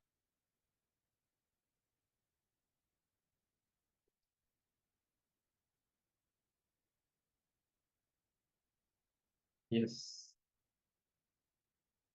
Nityanandam Paramasukadam Kevalam Jnanamurtim Dvandvaditam Gagana Sadusham Tattvamasyaadilaksham Ekam Nityam Vimalamachalam Sarvadi Sakshibhutam Bhavaditam Trigunarahitam Sadgurum Tam Namami.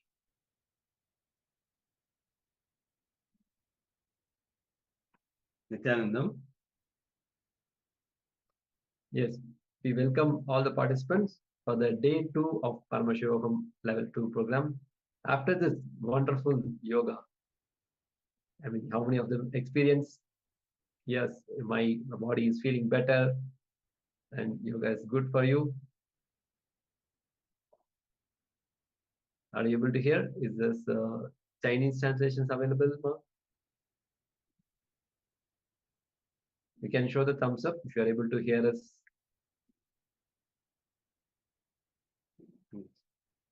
Okay, yes. Vidya Rupanaya, yes.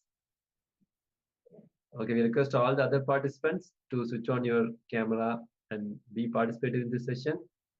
Now, we are going to enter into the power manifestation. After this powerful yoga, we'll enter into the power manifestation before we enter into the further sessions.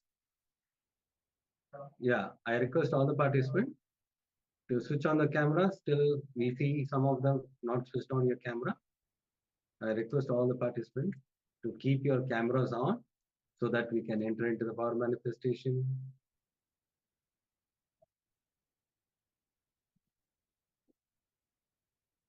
Yes. So let us now first enter into the Shastra Pramana, that is spiritual reference to manifest powers of third eye. Yes. Kapalantarmano yasya tishtanniditalochanaha kramena manaso dadya lakshayet lakshamuttamam. The translation goes, by fixing the mind on the inner space within the crown center and sitting stably without any movement of the eyes closed in succession, by that stability of the mind and inner space through the power of third eye, one directly sees the ultimate goal, Lakshyam. By having the vision beyond the sight that reveals any object or place attaining the space of oneness with the source Paramashiva. Now, let us enter into the third eye power manifestation. I request all the participants to sit straight with your head, neck, and spine in a straight line. Have your notebook and pen along with you.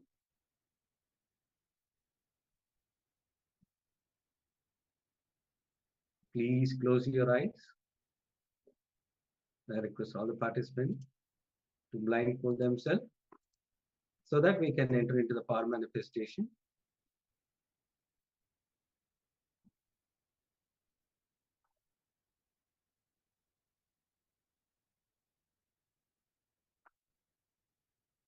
Keep chanting the Mahavakya. Om Nityananda Paramashivoham. Om Nityananda Paramashivoham.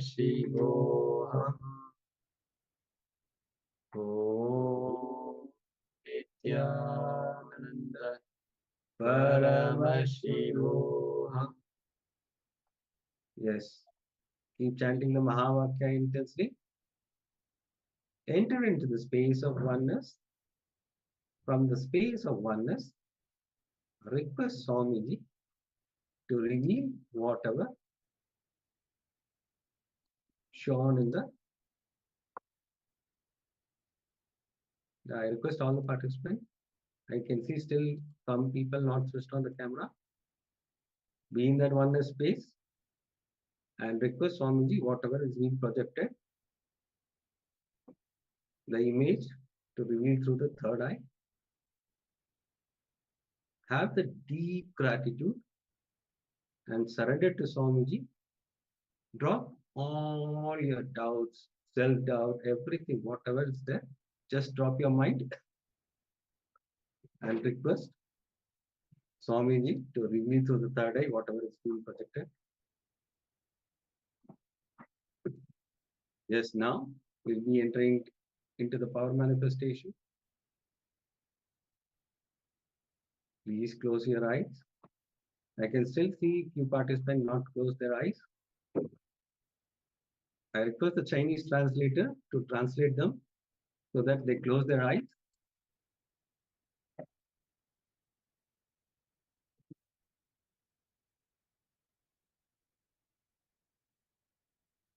Yes, keep chanting the Mahavakya intensely. Now we are going to project the image. Let us enter into the power manifestation.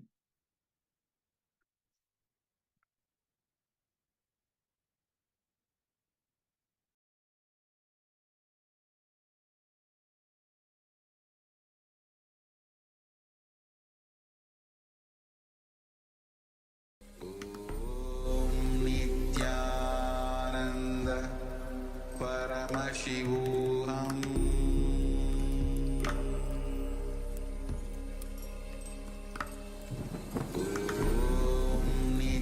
Nityananda Paramashivoham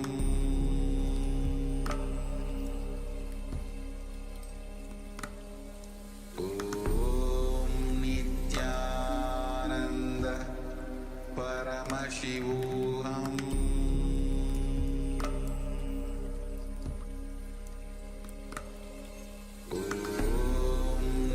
Nityananda Paramashivoham Nityananda Paramashivoham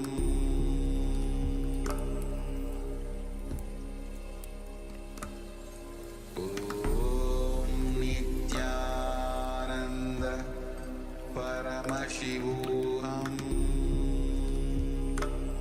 Nityananda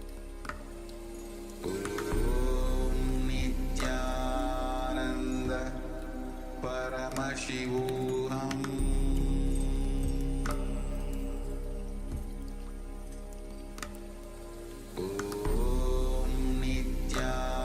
Nityananda Paramashivoham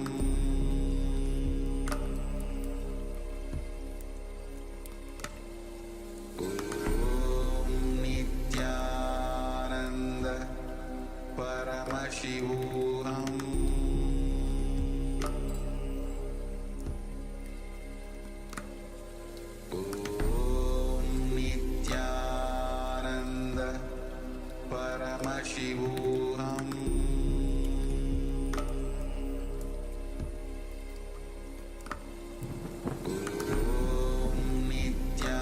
Nityananda Paramashivoham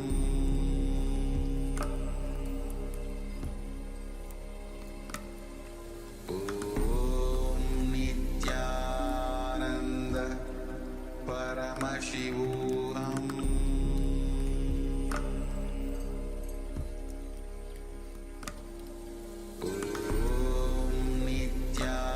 Nityananda Paramashivoham